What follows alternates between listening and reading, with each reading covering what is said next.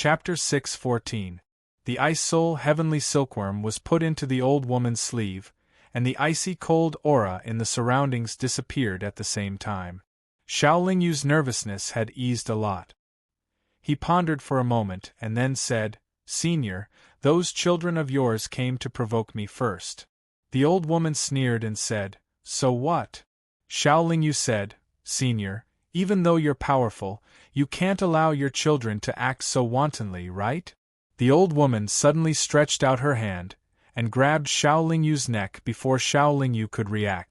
The old woman moved extremely quickly, and with Xiao Yu's current cultivation, he was unable to dodge at all. He had just realized that the old woman had made a move when her hand had already grabbed his neck, and a powerful divine energy sealed his cultivation.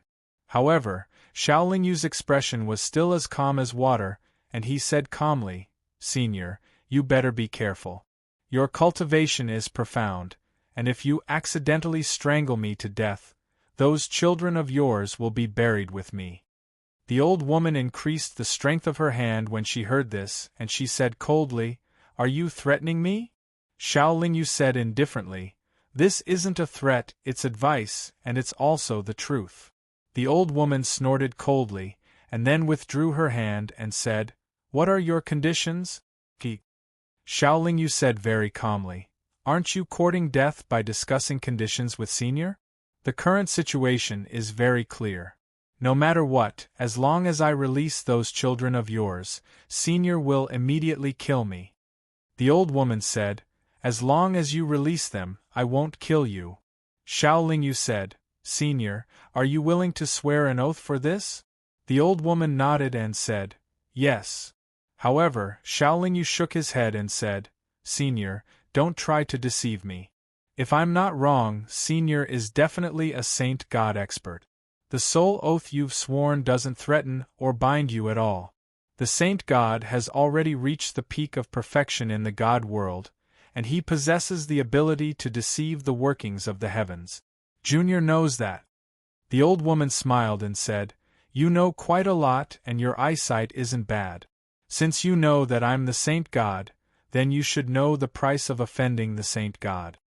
Xiao Yu said indifferently, "The saint god can't disregard the lives of a dozen children, right?" The old woman didn't seem to be very patient and she asked directly, "What will it take for you to release them? Give me an explanation." Xiao Yu put on Xiao Yu's hand, "Senior, if you can return the silkworm, then I can give it to you." The old woman said in a very straightforward manner, "I can give you the silkworm, but you have to release my children immediately." Xiao Yu shook his head repeatedly and said, "You'll immediately take the silkworm back if I release your children, and you'll even kill me. I'm not that stupid." The old woman said with slight anger, "Then what do you want?" If Xiao Yu didn't have the lives of her children in his hands, then the old woman would definitely not waste her breath on him, and would have attacked him a long time ago. The lives of those pigs were Xiao Yu's greatest reliance against the old woman, so he naturally couldn't give them up so easily. Xiao Yu replied, "Return the silkworm to me first, and I'll release your children after a while." "That's impossible." The old woman refused flatly and said, "I'll let you take care of my children for now. If they suffer even the slightest grievance or loss, then I'll let you know what regret feels like even if I have to sacrifice their lives." As soon as she finished speaking, the old woman's figure suddenly disappeared. The old woman didn't dare do anything to Xiao Yu because she was worried for her children's lives. However, Xiao Yu didn't dare do anything to her children because Xiao Yu wouldn't treat his own life as a joke. The old woman knew that even if she gave up the silkworm, Xiao Yu wouldn't release her children, so she wouldn't hand over the silkworm. Xiao Yu rubbed his neck, and then he shrugged before continuing to fly out of the floating cataclysm mountain range. After such a huge accident occurred, Xiao Yu wasn't in the mood to go to the floating cataclysm mountain range for a short period of time after returning to the wildfire's campsite. The wildfire's current territory was mainly the area that bordered the everlasting Joyland and the floating cataclysm mountain range. In this area, there were many mercenaries going back and forth between the various cities and the floating Cataclysm mountain range for missions all year round, so there were many bandits. With the strong support of close to 100 godly king stage demon beasts, the Wildfire's advance was extremely fast. Any bandit or mercenary group that they targeted could only resist for an hour at most, and then they would either submit or be obliterated. At this time, Xiao Lingyu also changed the name of his organization. Xiao Lingyu's organization that was gradually growing stronger had a new name, and that was the Huamen. The reason why it was called the Huamen was because the enormous organization that he established in the immortal realm, based on the descendants of Earth, was also called the Huamen. Xiao Lingyu did not intend to use the Huamen to dominate the immortal realm, but his ambition was not small either. He wanted the Huamen to be able to reach every corner of the immortal realm. In the early stages of the Huamen's development, there were many things that they could do. While they were constantly growing, they also had to do some business. For example, the bandit groups were still robbing everywhere, the mercenary groups were still accepting missions, and the families that had sided with the Huamen were still doing business in the cities. It was worth mentioning that Guan Yiwei's ability was not bad. Although he was mainly responsible for persuading the large and small factions in the cities, when Xiao Lingyu was not around, he was also in charge of dispatching the godly king stage demon beasts. He managed the affairs of the Huamen very well. Every city only needed to find one faction to join the Huamen, and it could only be a medium-sized faction. This was relatively easy for Guan Yiwei to do. In any city, there would be no shortage of factions that were desperate to find a powerful backer. As time passed, the Huamen's organization began to take shape, and it was expanding at an astonishing speed. The Huamen's goal was to establish a network that covered the entire immortal realm. Although the Huamen's strength was not very strong in each area, in terms of overall strength, they were definitely not weak.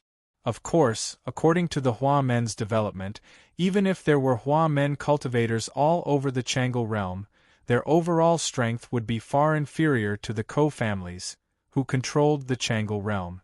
Their control over the entire region could not be compared to the Ko families. Xiao Lingyu only wanted the Huamen's cultivators to cover the entire immortal realm. As for the strength of these cultivators, it was not his concern. Even if their cultivations were weak, as long as they were obedient and capable, it would be fine. When Xiao Lingyu entered the depths of the floating Su mountain range, the sloppy godly king from the Qi family of Duhu City had brought a number of experts from the Qi family to cause trouble. However, when 7 or 8 godly king stage demon beasts came out of the camp to fight, the sloppy godly king turned tail and fled. When Xiao Lingyu came back and heard about this, he only smiled. His grudge with the Qi family was mainly because of Qi Hongxian. Now that Qi Hongxian was dead, he was not in the mood to continue his grudge with the Qi family. The Qi family was not worth his time. After seeing Xiao Lingyu's strength, the Qi family would not dare to cause trouble again. Boss Xiao, we are now considered a powerful force. Should we change our base? Should we look for a high-class city and buy a piece of land? There is no need for that. As long as we are strong enough, we will be able to look good anywhere. Even if we are to stay here, we should at least make it look good. If you are bored, you can do whatever you want. We are not far from the Yong'an. Should we expand our base there? Let's not think about the Yong'an for now. Let's focus on the Chang'e land. After returning to the immortal realm, Xiao Lingyu still had to take care of the Huamen's affairs. He was very busy. He wanted to be a hands-off manager, but he was the one who started the Huamen. Naturally, he had to take responsibility. After settling the matters that had accumulated recently, Xiao Lingyu distributed the Immortal King stage demonic beasts that he had just brought out from the floating Su mountain range. Only then did he invite the flying divine pigs out. You will only have one task in the future, and that is to guard the Huamen's base.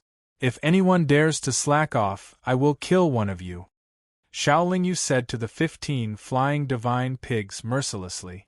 Although the 15 black divine pigs still looked unconvinced on the surface, they were serious in their hearts. None of them wanted to implicate their brothers because of their mistake. Not long after, the old lady appeared in the Hua Men's base, just as Xiao Lingyu had expected. However, the old lady only looked at her children and did not negotiate with Xiao Lingyu. In the hundreds of years that followed, the old lady would appear once every few days. This proved that she had not gone far and had always been watching over her children. Although it was extremely dangerous to be watched by a Saint God stage expert, Xiao Lingyu ignored the old lady. He also told everyone in the Hua Men's base not to provoke the old lady. The reason why Xiao Lingyu had the 15 flying divine pigs to guard the Hua Men's base was because he did not dare to let them go out and carry out their task. Secondly, he deliberately lured the old lady to the Hua Men's base. I wonder what the families in the God realm would think if they knew that a Saint God stage expert frequently visited the Hua Men's base. Xiao Lingyu thought to himself proudly. Just as Xiao Lingyu was feeling proud, Guan Yiwei came over with a frown. Boss Xiao, there is a very troublesome matter. I need you to deal with it personally. Guan Yiwei then explained the matter in detail. Xiao Lingyu listened with a smile on his face. As the Hua Men's base grows stronger, we will definitely encounter problems like this. Some people who think they are very powerful will find trouble with us. Since they have delivered themselves to our doorstep, I will go and meet them. Chapter 6:15. Not long ago, a group of robbers from the Hua Men had robbed a group of passers-by. However, there was a God King stage expert among the passers-by, so the Hua Men's robbers suffered a great loss. This was a very normal thing. Many unlucky robbers in the divine world had been killed in this way. At that time, Zhou Zhen happened to pass by with a few God King stage demonic beasts. The Hua Men's robbers wanted to take revenge on them, and they found them. There was only one God King among the robbers, so he was no match for several God King stage demonic beasts. In the end, he was eaten by a God King stage demonic beast. This was a very normal thing. It was not rare for a God King to be killed in the divine world. However, a big family claimed that the God King belonged to them, so they sent a large number of experts to kill him. Guan Yiwei had investigated the Ko family and found that they were indeed very powerful. It was said that the Ko family had nearly 100 God King stage experts. They were ranked first in Changchun City, a high-level city in the Changle territory. Even in the entire Changle territory, they were second only to the Ko family. Such a big family was not willing to be bullied by robbers, so it was reasonable for them to come after the Hua Men's robbers. The other party was very powerful and had been operating in the Changle city for many years. The Hua Men had just started, so they had to be careful. The reason why they dared to challenge us is that they must have done their research. Although we Hua Men have always been secretive in our actions, we are after all trying to grow stronger quickly. There are many things that we can't cover up. They should have been able to find out something about us. This time, they are probably here to kill us. Guan Yiwei analyzed. Such a big family should be related to the Ko family, the owner of the Changle city, right? Xiao Lingyu asked. In any big region, if a big family can grow to this extent, it must have something to do with the owner of the big region. Guan Yiwei said with certainty. Then, if we make this big family suffer, do you think the Ko family will come after us? Xiao Lingyu asked again. This. Guan Yiwei's frown deepened. If the Ko family really came looking for trouble, what could the Hua Men use to defend themselves? Why don't we negotiate with them? Guan Yiwei said after pondering for a while. It depends on their attitude, Xiao Lingyu said non-committally. The two of them flew for almost a month before they found Zhou Zhen and the bandit group that had already submitted to the Hua Men. Boss, you're finally here. The Meng clan's people are searching for us nearby. We've been hiding in this dark cave, not daring to go out. Look at you. They haven't even found you, and you're already so scared. Before Zhang Hai could finish, Xiao Lingyu had already finished speaking. Boss, it's not that I'm useless, it's just that the Meng family has sent out too many God Kings. We only have Leader Zhou and a few God King stage demonic beasts. If we encounter them, I'm afraid we'll all die here. Zhang Hai grumbled. How many God Kings did they send? Xiao Lingyu asked Zhou Zhen. I don't know the exact number, but it should be no less than 20, Zhou Zhen replied. Does the Meng family have any God Emperor stage experts? Xiao Lingyu turned to Guanyiwei and asked. I'm sure. The Meng family doesn't have any God Emperor stage experts. If they did, the Ko family would give them the management rights of Eternal Spring City in order to win them over. This is a common trick used by the leaders of the great districts to win over those who have God Emperor stage experts. However, in the entire divine world, there are only a few who have God Emperor stage experts who aren't leaders of the great districts. Guanyiwei shook his head and said, Come with me, all of you. Xiao Lingyu led Zhou Zhen and the others out of the dark and gloomy cave. They arrived at the top of a mountain and waited for the Meng family's experts to find them. The Hua Men's bandit group originally had more than 2,000 people, but now there were less than 100 of them left. It could be said that the Meng family had suffered a great loss. From this, one could see how fierce the Meng family's revenge was. The Meng family's experts were determined to wipe out the bandit group. They sent more than 20 God Kings and thousands of cultivators to search the area and seal off a large area. Even if Zhou Zhen and a few God King stage demonic beasts, it would be difficult for them to escape. Xiao Lingyu and Guanyiwei met the two God Kings when they arrived, but at that time, they only used their divine sense to spy on each other. They didn't have the slightest interaction. Less than half an hour after they came out of the cave, a God King stage expert discovered Xiao Lingyu and the others. He didn't approach them, but took out his communication pearl.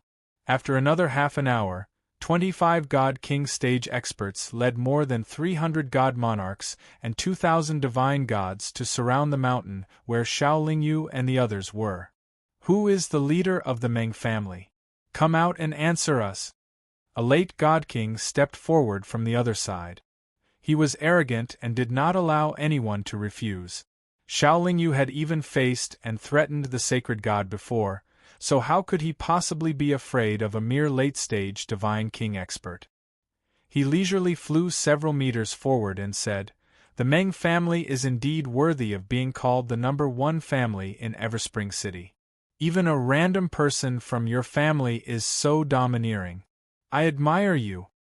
Since you know that we are the Meng family of Changchun City, do you regret your foolish actions? The late God King stage expert said confidently. What's the use of regretting it? Since we have met today, can we sit down and talk? Xiao Lingyu said politely. What qualifications do you have to talk to the Meng family? If you don't want to be killed by us, you have to agree to 4 conditions. First, you have to return everything you took from the God King stage expert. Second, you have to hand over the murderer to the Meng family. Third, you have to remove the ownership of the God King stage demonic beasts and give them to the Meng family. Fourth, you have to compensate us with 2 million divine crystal stones. If you can't fulfill any of the 4 conditions, not only you, but the rest of you will be killed by the Meng family. The late God King stage expert sneered. Guanyiwei's face sank when he heard the 4 conditions. He knew that Xiao Lingyu wouldn't agree to such conditions. After all, the Meng family only lost an early God King stage expert. Aren't you asking for a little too much? If that's the case, we'll have to experience the might of the greatest clan in Everspring City. Xiao Lingyu's expression was very natural, and his tone was very calm. He had already expected the Meng family to ask for an exorbitant price. He had no plans to negotiate with the Meng family when he came. If they compromised with the Meng family today, there would definitely be other large clans who would come looking for trouble in the future. Xiao Lingyu and Guanyiwei both knew that they had to make an example out of this. You don't know what's good for you. Kill them. The late God King stage expert from the Meng family didn't have much patience and temper. When he heard Xiao Lingyu's words, he immediately waved his hand at the experts of the Meng family behind him. As a result, over 20 God Kings of the Meng family charged over with a large group of experts from the Meng family. When the two sides were only 300 meters away, the experts of the Meng family stopped and sent streaks of light towards the mountain. At the same time, Xiao Lingyu had already summoned Fudi. 2 domains were formed in an instant. Not only did it envelop the entire mountain, but it also enveloped all the experts of the Meng family. Under the dual domains of Xiao Lingyu and Fudi, the speed and power of the attacks of the Meng family were reduced by half. They couldn't pose a threat at all.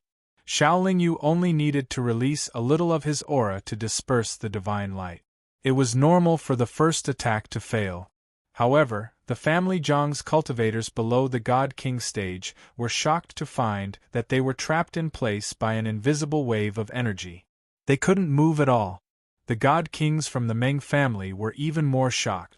Although they could move, their speed was greatly reduced. It was as if they had fallen into a swamp. Even the speed at which they circulated their energy was reduced to a minimum.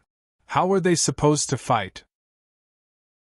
Everyone knew that the gap between God Kings and God Emperors was hard to make up for with numbers. Even though Xiao Lingyu and Fudi weren't God Emperors, the gap between them and God Kings wasn't something that could be made up for with numbers. Xiao Lingyu didn't kill the experts of the Meng family. He just sealed their energy and brought them back to the headquarters of the Hua men. Although it was a good thing to kill all the experts of the Meng family in one go, the Meng family would definitely go crazy. Not to mention that there were many God Kings in the Meng family. If they didn't hesitate to ask for help from God Emperors, it would bring great danger to the Hua men. Unless there was no other choice, it was better not to act rashly. The Meng clan's reaction was very fast. Just 3 months later, they sent people over again. However, this time, there were only 3 people from the Meng family. 2 of them were just attendants. The one who came was also a late God King. It was obvious that the Meng family was here to negotiate, not to fight. Xiao Lingyu held the lives of nearly a quarter of the experts of the Meng family in his hands. The Meng family had no choice but to lower their stance. The negotiations went smoothly. The Meng family took out 2 million divine crystals in exchange for the imprisoned experts of the Meng family. They also promised not to be enemies with the Hua men.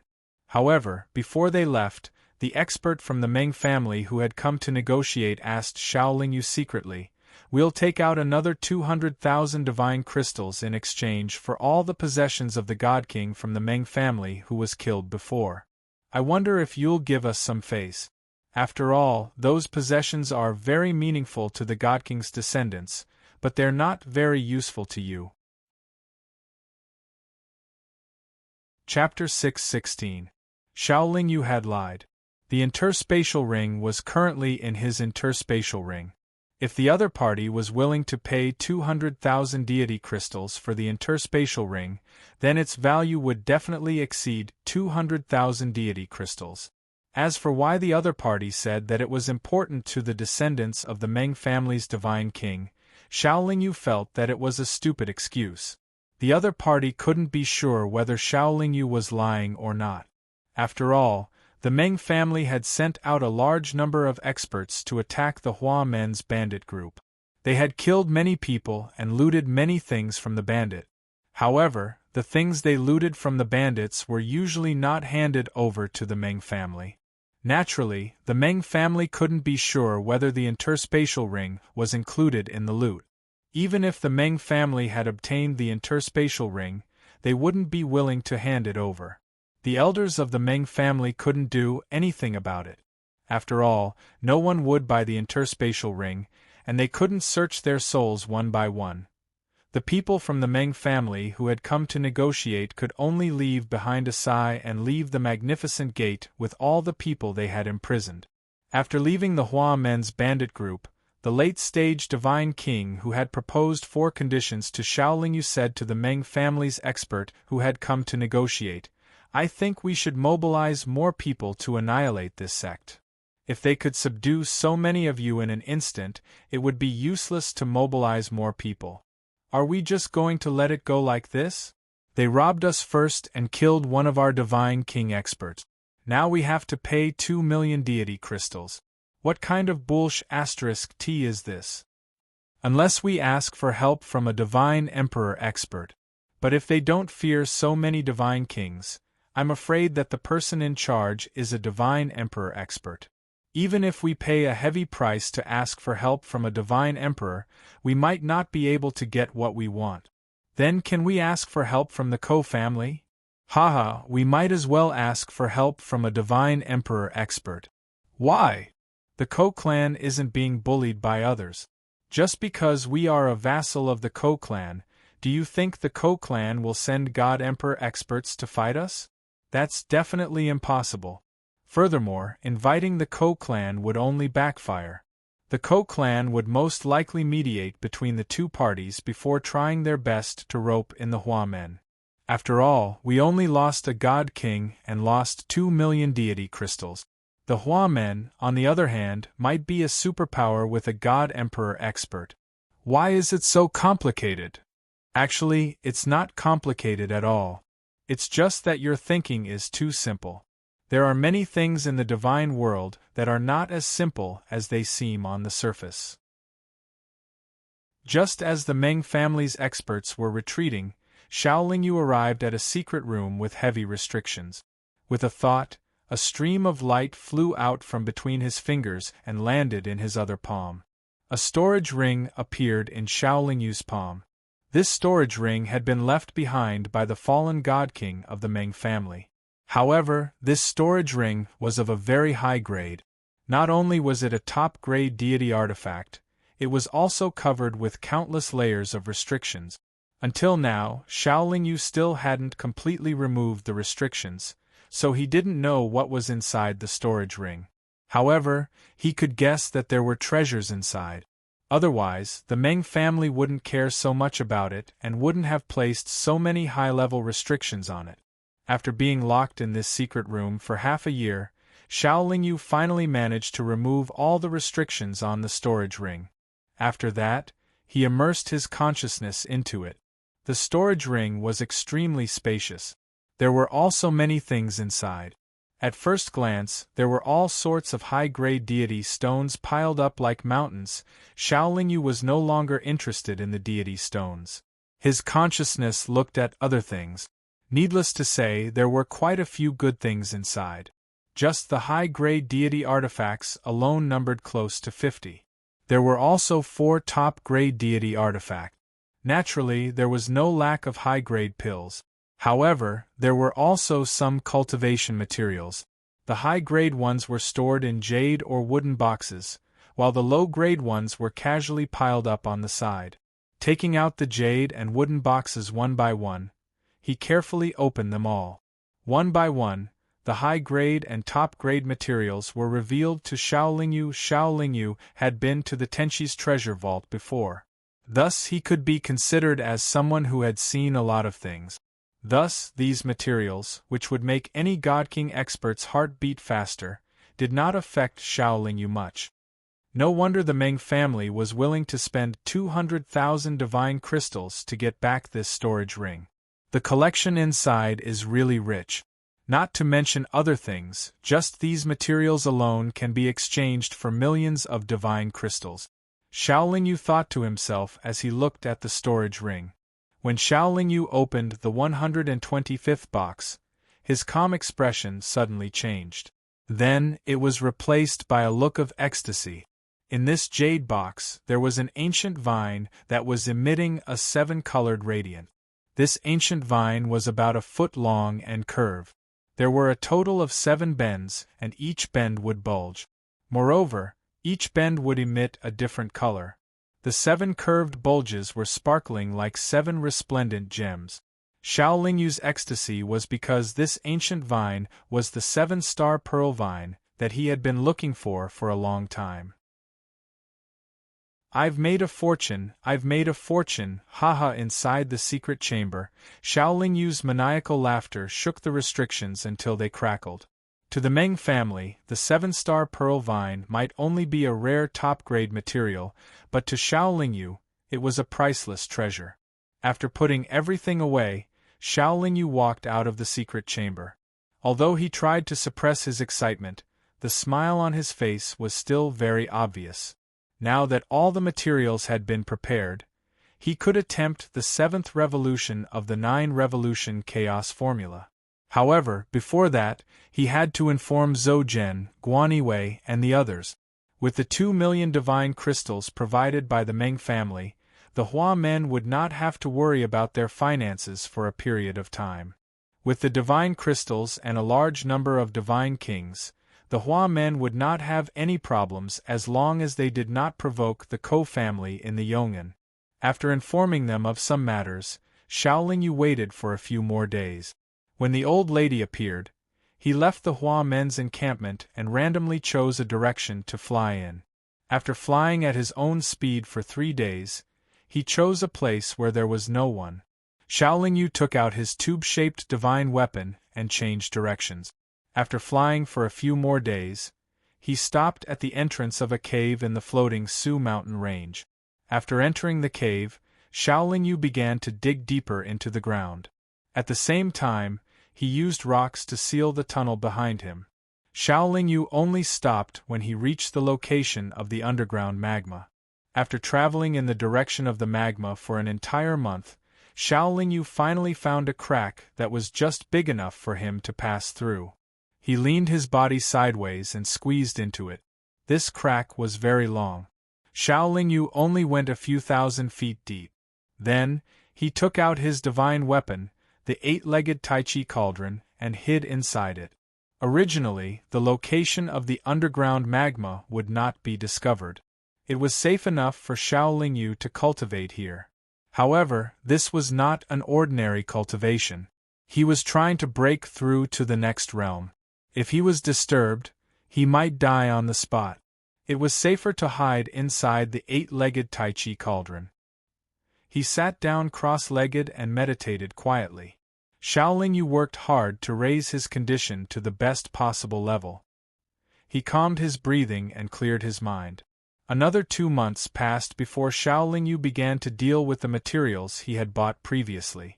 Just like the previous few times he broke through to the next realm, Xiaoling Yu was very well prepared this time. However, the success rate was still very low. With the previous experiences, Xiaoling Yu no longer believed in the success rate. He felt that it was either success or failure. The chances were 50-50. After dealing with the materials, he naturally had to restore his condition.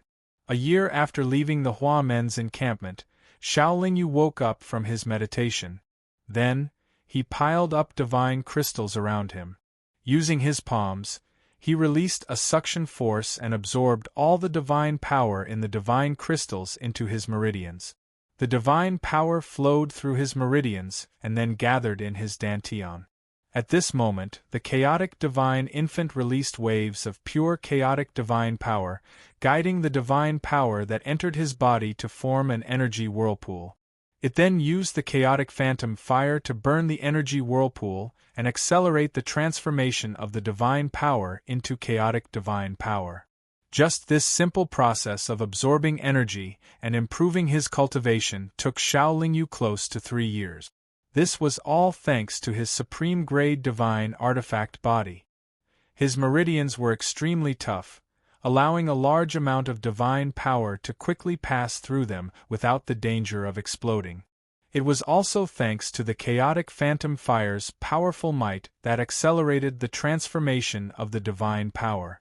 Otherwise, this process of improving his cultivation would have taken a much longer time. All the materials had been used. When the energy contained in the chaotic divine infant exceeded the chaotic divine infant's control, the chaotic divine infant exploded. The 7th revolution of the 9-revolution Chaos Codex was the chaotic void phase. The void phase was the sublimation of the truths of heaven and earth, and the truths of chaos that one had comprehended. This was a realm even more mysterious than the chaotic Tongxian stage. Only by truly comprehending those profound truths could one achieve the void phase.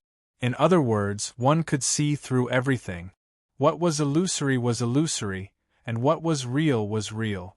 What was illusory could be real, and what was real could be illusory. Xiao Lingyu had successfully cultivated to the peak of the late-stage chaotic Tongxian stage by continuously sinking into the inverse mystic stage. However, his comprehension of those profound truths was definitely much deeper than before the revolution.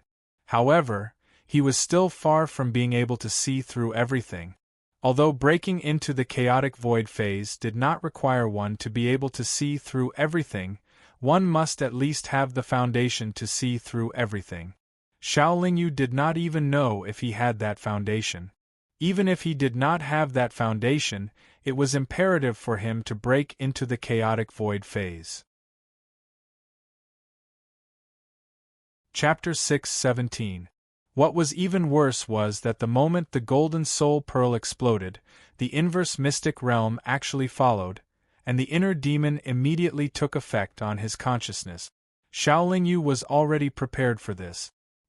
He first absorbed the 7-star pearl vine into his stomach, then began to focus on resisting the invasion of the inner demon. After the 7-star pearl vine sank into his body, it rapidly decomposed into special energy that swept up the chaotic divine power that was scattered all over Xiao Lingyu's body and gathered in his dantian, helping Xiao Lingyu reform his chaotic divine nascent soul. The grayish-black metal piece constantly trembled as it absorbed Xiao Lingyu's exploding soul energy and helped Xiao Lingyu resolve the inner demon. With the grayish-black metal piece, Xiao Lingyu did not have to worry about the breakthrough of his soul. Without it, Xiao Lingyu would have been done for long ago.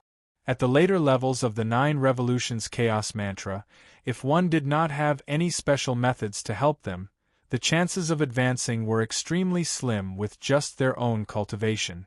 It was no wonder that no one had been able to cultivate the 9 Revolutions Chaos Mantra to its peak after so many years. Just like what his master had said when he first taught him the cultivation method, Xiao Lingyu had started cultivating too late, and his talent was ordinary. There was almost no hope for him to cultivate the 9 Revolutions Chaos Mantra to its peak. His master had no choice but to teach him the cultivation method back then. He had even worriedly warned him that he had to find a successor. His master probably never thought that his disciple would be about to attempt the 7th revolution in such a short amount of time. Xiao Lingyu vaguely remembered that his master had died after failing to attempt the 9th revolution. In other words, his master had stopped at the 8th revolution, and Xiao Lingyu was not too far away from his cheap master's level back then. At this moment, he did not have the leisure to sigh about anything. He was completely focused on everything that was happening to him. Under the control of the 7-star pearl vine's energy, all the chaotic divine power in Xiao Lingyu's body gathered in his dantian, then slowly gathered, compressed, and condensed. A new chaotic divine nascent soul gradually appeared. In his sea of consciousness, the soul energy had been completely absorbed by the grayish-black metal piece before being released. The greatest danger right now was not the chaotic divine nascent soul. With the help of the 7-star pearl rattan, condensing the chaotic divine nascent soul would not be a problem. The danger still lay in the fact that Xiao Lingyu's cultivation had progressed too quickly, which had resulted in his cultivation being too low. At this moment, the pressure from his inner demon was a little too much for him to bear. According to his master's words, many ancestors of the 9 Revolutions Chaos Mantra had died helplessly when attempting the 7th Revolution Chaos Mantra. Even though Xiao Lingyu had made ample preparations with his chaotic divine infant having the 7-star pearl rattan and his soul having the grayish-black metal piece, if he did not have the white orb, he probably would have failed in his attempt. Their cultivation speeds. Their cultivation speed of 7 was was their cultivation speed. Was many of the ancestors only attempted to break through to the chaotic void stage when they were certain that they had the foundation to see through everything. None of the ancestors were as well off as Xiao Lingyu when they were in the chaotic void stage. Not only did he have 3 saint artifacts, but he also had the heaven-defying grayish-black metal piece. The white bead showed its power at Xiao Lingyu's most dangerous moment. It constantly released waves of white light, suppressing the demonic nature in Xiao Lingyu's body and helping Xiao Lingyu resist the invasion of the heart demon. Originally, Xiao Lingyu's cultivation level had always been his weakness when his soul collapsed and reformed. His resistance to the heart demon was not strong, so he would most likely fail and die like his ancestors. However, with the help of the white bead, he had hope of successfully breaking through. This was also the reason why Xiao Lingyu was unwilling to give up the white bead. It was just too important to him. Resisting the heart demon was the key to breaking through to the chaotic void stage. No cultivator could tell whether the heart demon was real or fake. If you could see through it, it would be fake. If you couldn't see through it, it would be real. It would cost you your life. Seeing through the heart demon's mystery meant that a cultivator had the foundation to see through everything.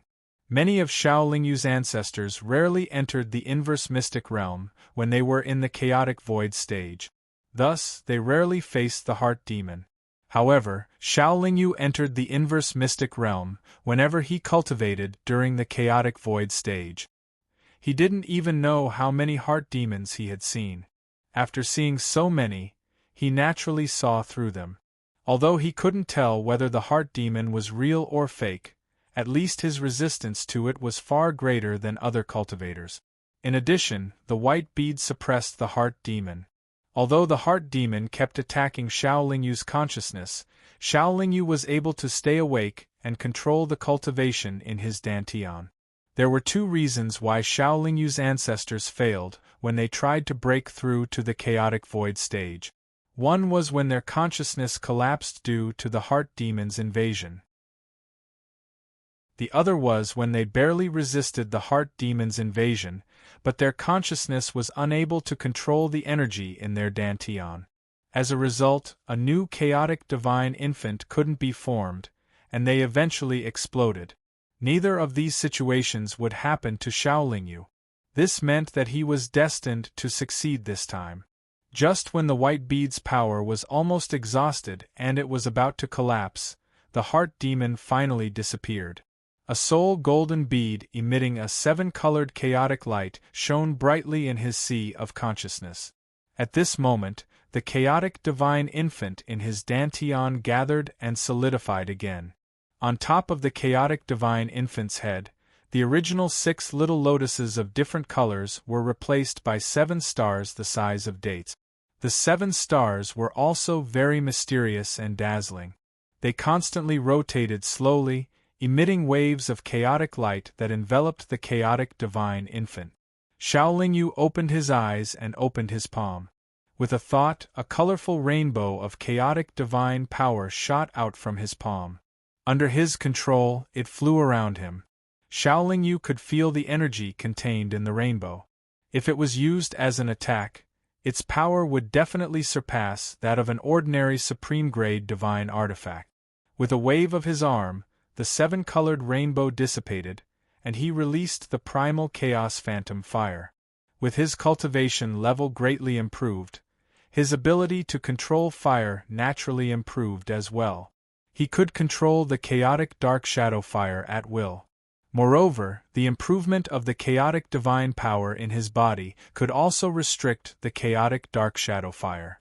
He didn't have to worry about the chaotic dark shadow fire's power being completely exposed and damaging his body. After absorbing the chaotic dark shadow fire into his body, Xiao Lingyu took out the yin-yang mirror and poured his power into it.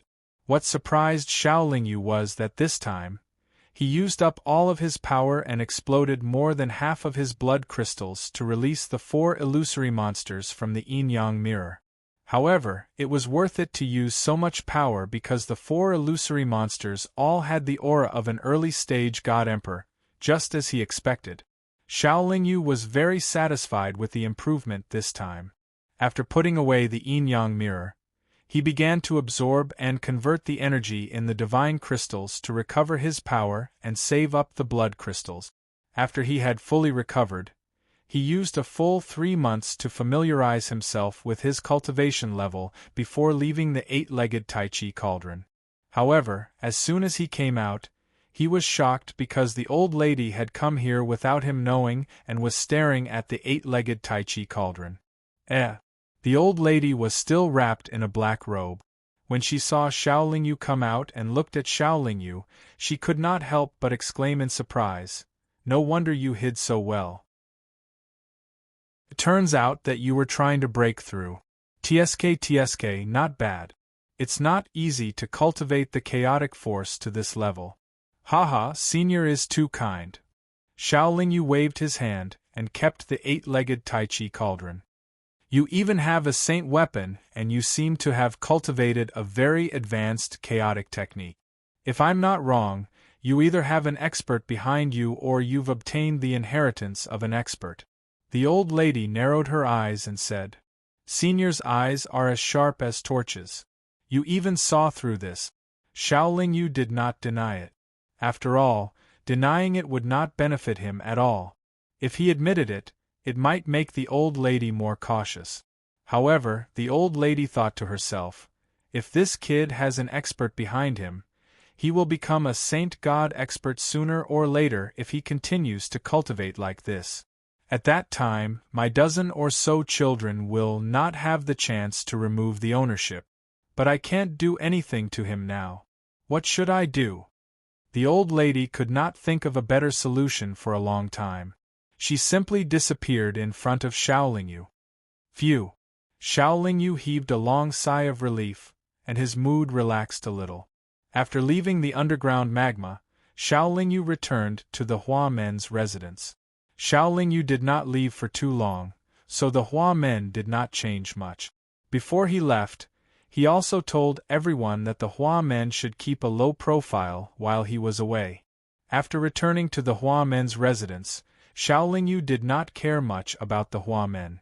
Instead, he used the power of the primal nether flame to refine the 3 saint weapons. Less than 2 years after Xiao Lingyu returned to the Hua men's residence, Guan Yiwei came to see him. "There's something I need to tell Boss Xiao. 3 days ago, the city lord of Du Hu City told us that the Ko family's marriage proposal team is about to arrive. The city lord's manor has requested that all of the large families in Du Hu City send out some people to clear out all the bandits from Du Hu City to the floating Su mountain range. They are also to protect the marriage proposal team as they cross the floating Su mountain range and enter the Yong, and shouldn't our Hua men be a little more restrained?" Guan Yiwei said after entering the secret room. "The Ko family's marriage proposal team?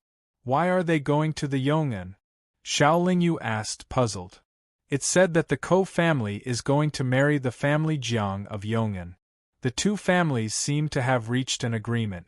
That's why the Ko family is going to the Yong'an city with such great fanfare. Along the way there are festive music playing. There are also 99 God King stage experts attacking the void. They are using their skills to create explosions in the air to replace the firework.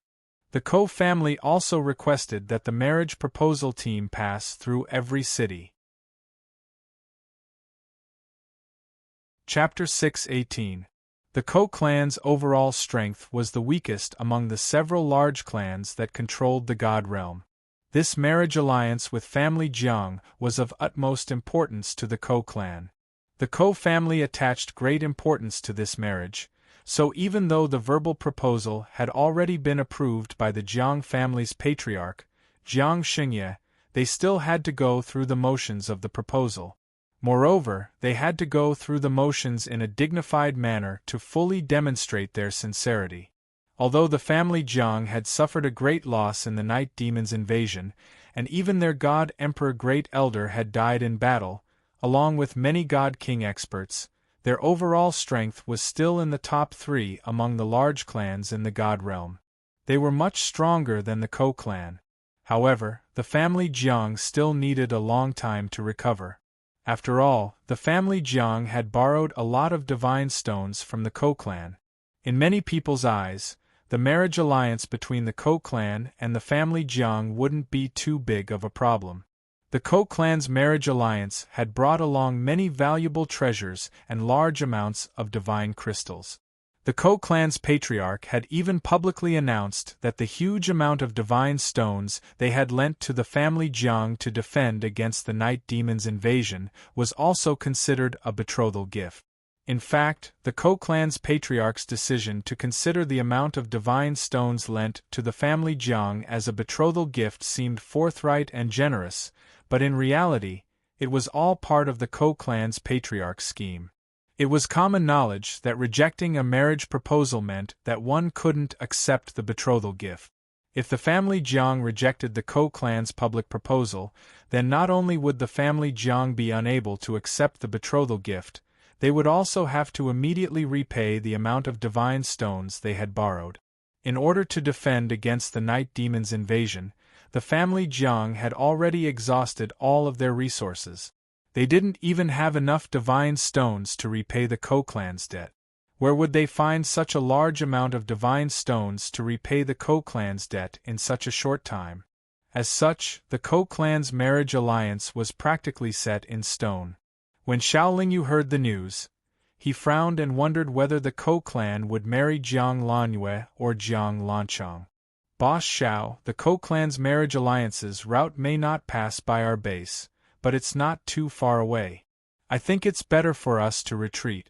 According to the city lord of Du City, there should be a god emperor in the Ko clan's marriage alliance.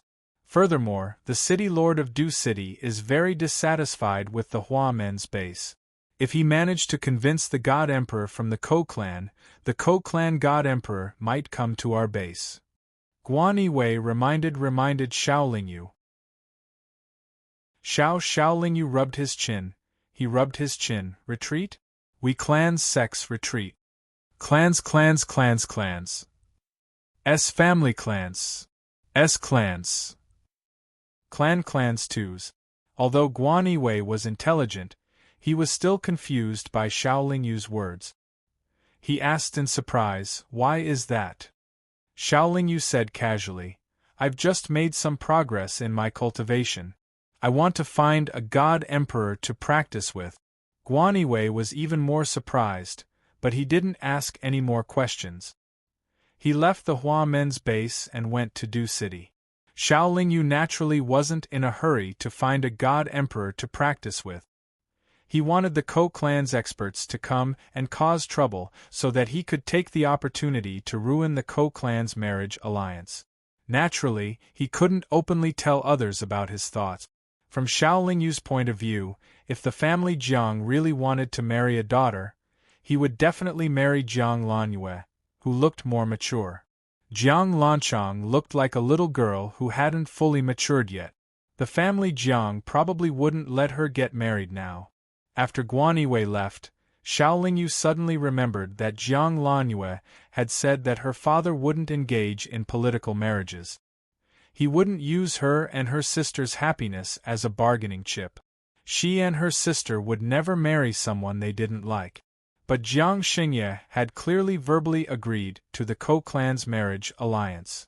As he thought about it, he remembered that Jiang Lanyue insisted that he come to the Chang'e region instead of the other regions. He felt that there might be some connection between the two.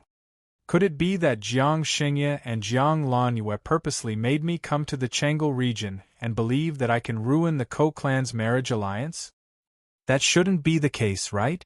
Even if Jiang Xingye knows that I have some feelings for Jiang Lanyue, why would he believe that I can ruin the Ko clan's marriage alliance? Why would he believe that I can fight against a god emperor? Just because I can kill their family Jiang's divine king? The more Xiao Lingyu thought about it, the more he felt that something was fishy. But he couldn't figure it out. He was in the early stage of the chaotic and void phase, so he was full of doubts about everything. he would often see the truth as the lies and the lies as the truth. This was a characteristic of his realm. It had both advantages and disadvantages. But no matter what, he was determined to not let the Ko-clan's marriage alliance team enter Yongan. As long as the marriage alliance team entered Yongan, the Ko-clan would have a reason to push the blame to the family Jiang if anything happened. And the family Jiang would definitely protect the marriage alliance team on the surface. A month later, the Ko-clan's marriage alliance team successfully arrived at Du-Hu City. They were welcomed into Du-Hu City by the Du-Hu City's city lord manor. Du-Hu City was the last city in the Changle region's route. Thus, the Ko-clan's marriage alliance team would stay in the city for a few more days. During a banquet one night, the Ko-clan's god emperor asked out of habit, "Has Du-Hu City always been peaceful?" It wasn't that this Ko-clan's god emperor cared about Du-Hu City. Instead, he would ask the city lord the same question every time he stopped in a city. It used to be peaceful. But something happened recently, Du-Hu City's city lord replied. "Oh? What happened? Tell me." Du-Hu City is the northeastern border of our Changle region. "If something happens here, I won't sit by and do nothing," the god emperor said solemnly. "There is a powerful force called the Hua Men. They have built their base at the edge of the floating Su mountain range. Many of them are bandits. They threaten the safety of passers-by and obstruct the route between our Changle region and Yongan. Furthermore, the marriage alliance team led by Sir will pass by their base," Du-Hu City's city lord said with a worried expression. "Then why don't we eliminate them?" the Ko-clan's god emperor asked. "The Hua Men aren't weak. There are many godly king stage monsters guarding their sect. Their sect master is also known to be invincible under the god emperor stage. Du-Hu City is only a mid-grade city. We don't have enough troops to eliminate them." The leader of the Hua Men cultivated in Du-Hu City for a period of time. During that time, he had conflicts with many clans in Du-Hu City. When he returned this time, he said that he would sooner or later wash Du-Hu City with blood, Du-Hu City's city lord said with difficulty. "How arrogant!" The Ko-clan's god emperor slammed the table angrily. After the banquet, another late-stage godly king stage expert requested to see the Ko-clan's god emperor. This late-stage godly king stage expert was from the Meng family of Changle region. He presented a large gift and asked the Ko-clan's god emperor to eliminate the Hua Men. The Ko-clan's marriage alliance team rested in Du-Hu City for a month. Then, they followed the river and headed towards the floating Su mountain range. Originally, the marriage alliance team had been moving with great fanfare. However, after leaving Du-Hu City, they kept a low profile. The 99 godly king stage experts didn't use their skills to create fireworks. The entire team didn't play any festive music. Instead, they carried a chilling aura. Almost all of the slightly larger clans and powers in the city had sent quite a number of experts to escort this group of people. The entire group was majestic, like a long dragon. In just half a month, the Ko-clan's marriage alliance team had sped up and arrived at the edge of the floating Su mountain range. Originally, the marriage alliance team was going to cross the floating Su mountain range along the river. However, they suddenly stopped outside the floating Su mountain range and pretended to rest. However, after an hour, the Ko family's god emperor and most of the god king stage experts in the team flew towards the left side of the group. The Hua Men's camp was less than 10,000 miles away from the river. This distance was nothing to the godly kings and godly emperors. In less than the time it took to brew a cup of tea, they arrived at the entrance of the Hua Men's camp. Xiao Lingyu, who was meditating in the depths of the camp, opened his eyes and smiled. Xiao Lingyu had just walked out of the secret room to the open space when the old woman appeared beside him. Xiao Lingyu wasn't surprised by the old lady's appearance. He knew that the old lady had been watching him and the Hua Men. "You seem to have gotten yourself into big trouble," the old lady said calmly. "I didn't provoke them. They came to me on purpose," Xiaoling said with a shrug. I don't care what you do, but I must warn you. Don't let any harm come to my children, the old lady said. It's easy to prevent them from getting hurt. You can deal with them as easily as cutting vegetables, Xiaoling said. Don't think that I will do anything. The Xing deity has an agreement that we can't do anything to these big families. The Ko clan is able to control the everlasting joy realm because they have the support of the Xing deity. The old woman snorted coldly as she finished speaking. Then, her body disappeared. Master of the Hua men, come out and die. The Ko clan's god emperor glanced at the Hua men's camp and shouted. Even if it was just a shout from a god emperor, it was still very powerful. Not only did the Hua men's camp tremble, but the nearby mountains also shook. The cultivators in the magnificent gates encampment all turned pale with fright and fear.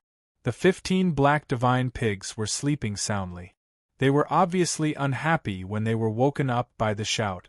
They flapped their wings and flew up, howling angrily at the Ko clan's experts. Xiaoling also flew into the air with a smile on his face. He cupped his hands and said, Welcome, Sir Special Envoy. How have I offended Sir Special Envoy to the extent that Sir Special Envoy wants me to come down and die? The Ko clan's god emperor was nominally the Ko clan's special envoy. You Hua men have gathered bandits and committed all kinds of crimes. How dare you ask me how you have offended me? You should stick out your neck and accept your death. Chapter 6:19. His aura alone was enough to shake space itself. This was the mark of a god emperor. The Ko clan's special envoy was trying to intimidate the Hua men with his aura. He wanted to intimidate the Hua men so that they would not dare to fight him. Lord Special Envoy, you are truly awe-inspiring. How admirable! Xiaoling replied with a cheeky smile. The phrase, a knife hidden in a smile, was referring to Xiaoling's expression. Ladies and gentlemen, let's wipe out the Hua men. The Ko family's god emperor didn't have the time to waste here, so after he shouted, he leapt towards Xiaoling. Xiaoling pretended to be afraid and flew away from the Hua men. Everyone could see that the Ko clan's god emperor was going to deal with the leader of the Hua men himself. The Ko clan's god kings, who were confident in their god emperors, didn't want to help their god emperor. Instead, they charged towards the Hua men's camp. Although the 15 black divine pigs didn't seem to like their master, Xiaoling, their lives were in Xiaoling's hands. Naturally, they didn't dare to sit back and do nothing at this critical moment. When the enemy charged towards them, they quickly gathered together.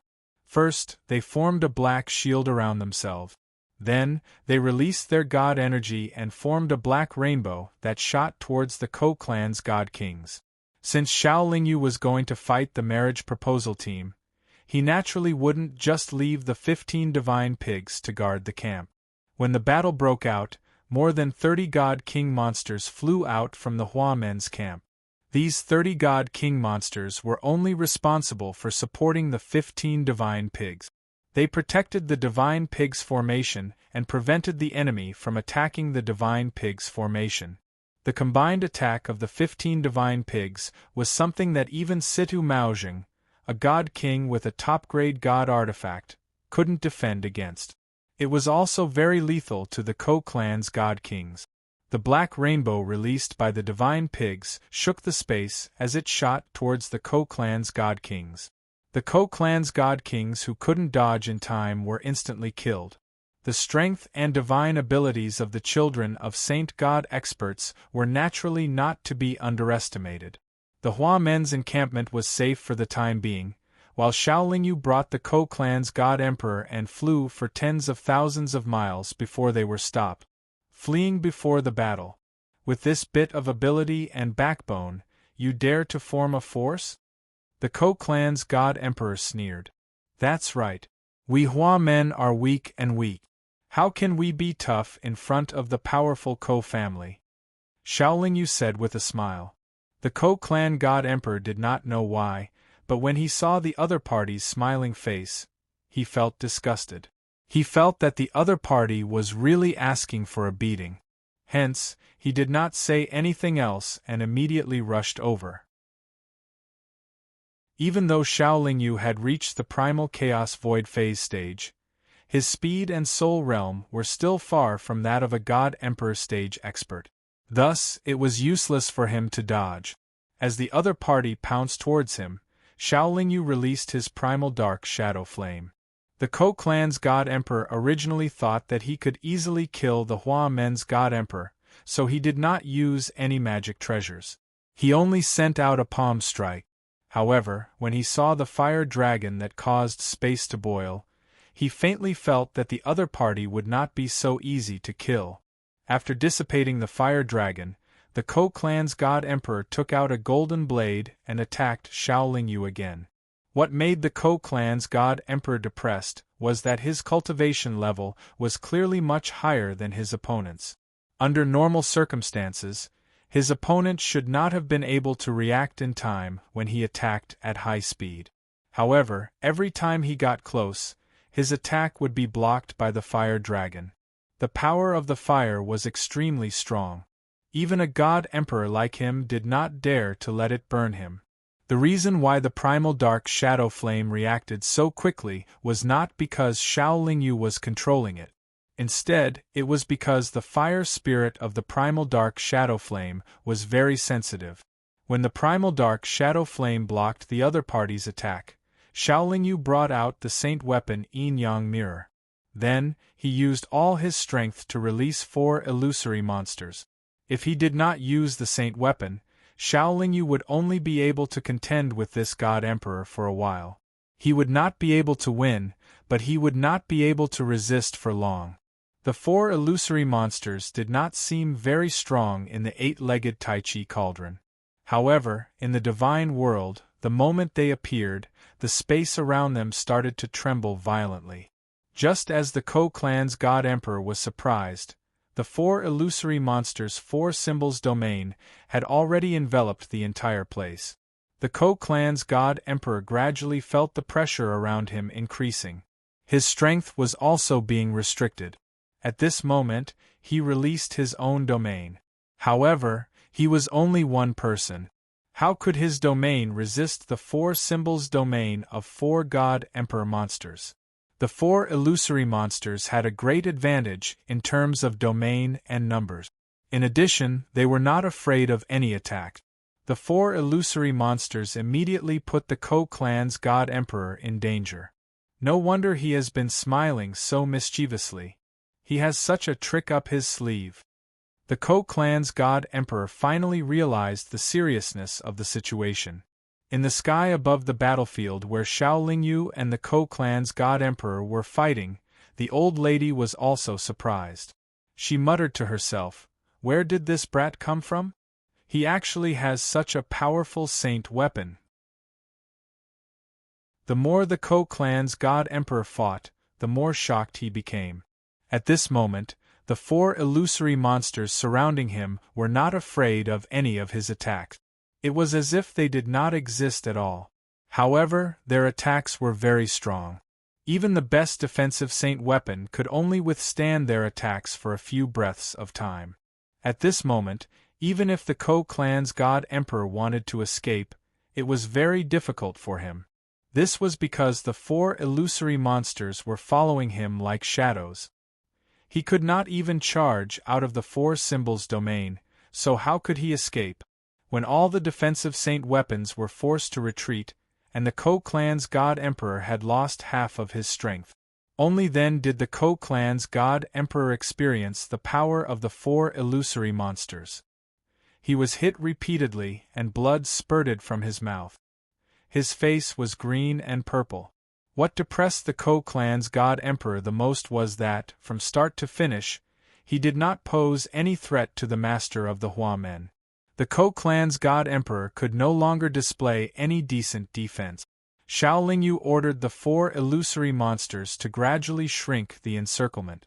On one hand, he asked Fudi to form a dual domain with him to surround the 4 symbols domain. On the other hand, he poured his primal chaos dim shadow fire into the 4 symbols domain. In a few moments, the four symbols domain was filled with primal chaos dim shadow fire. The Ko clan's God Emperor's situation became even worse. The Ko clan's God Emperor no longer held any hope. He shouted loudly, "Sect Master, please stop. We can discuss this." Xiaolingyu did not want the Ko clan's God Emperor's life. He wanted him to beg for mercy. However, Xiaolingyu did not respond. He continued to release the primal chaos dim shadow fire to burn the Ko clan's God Emperor. He only stopped the four illusory monsters' attack. The Ko clan's God Emperor did not have much strength left. He could not hold on for long. Seeing that the other party did not respond, he continued, "If Sect Master can stop, I can represent the Ko clan to agree to any of Sect Master's conditions." Saying such words proved that the Ko clan's God Emperor was really anxious. Xiaolingyu estimated that if he did not stop, the Ko clan's God Emperor would self-destruct. Hence, he kept his primal chaos dim shadow fire. At this moment, the Ko clan's God Emperor no longer had the dignity and arrogance of a special envoy. His face was gray and his body was in a sorry state. Xiaolingyu was still smiling. He said without thinking, "The Hua men and I are not greedy. We only have two conditions. First, the Ko clan will not make things difficult for the Hua men. After this, you will not take revenge on the Hua men.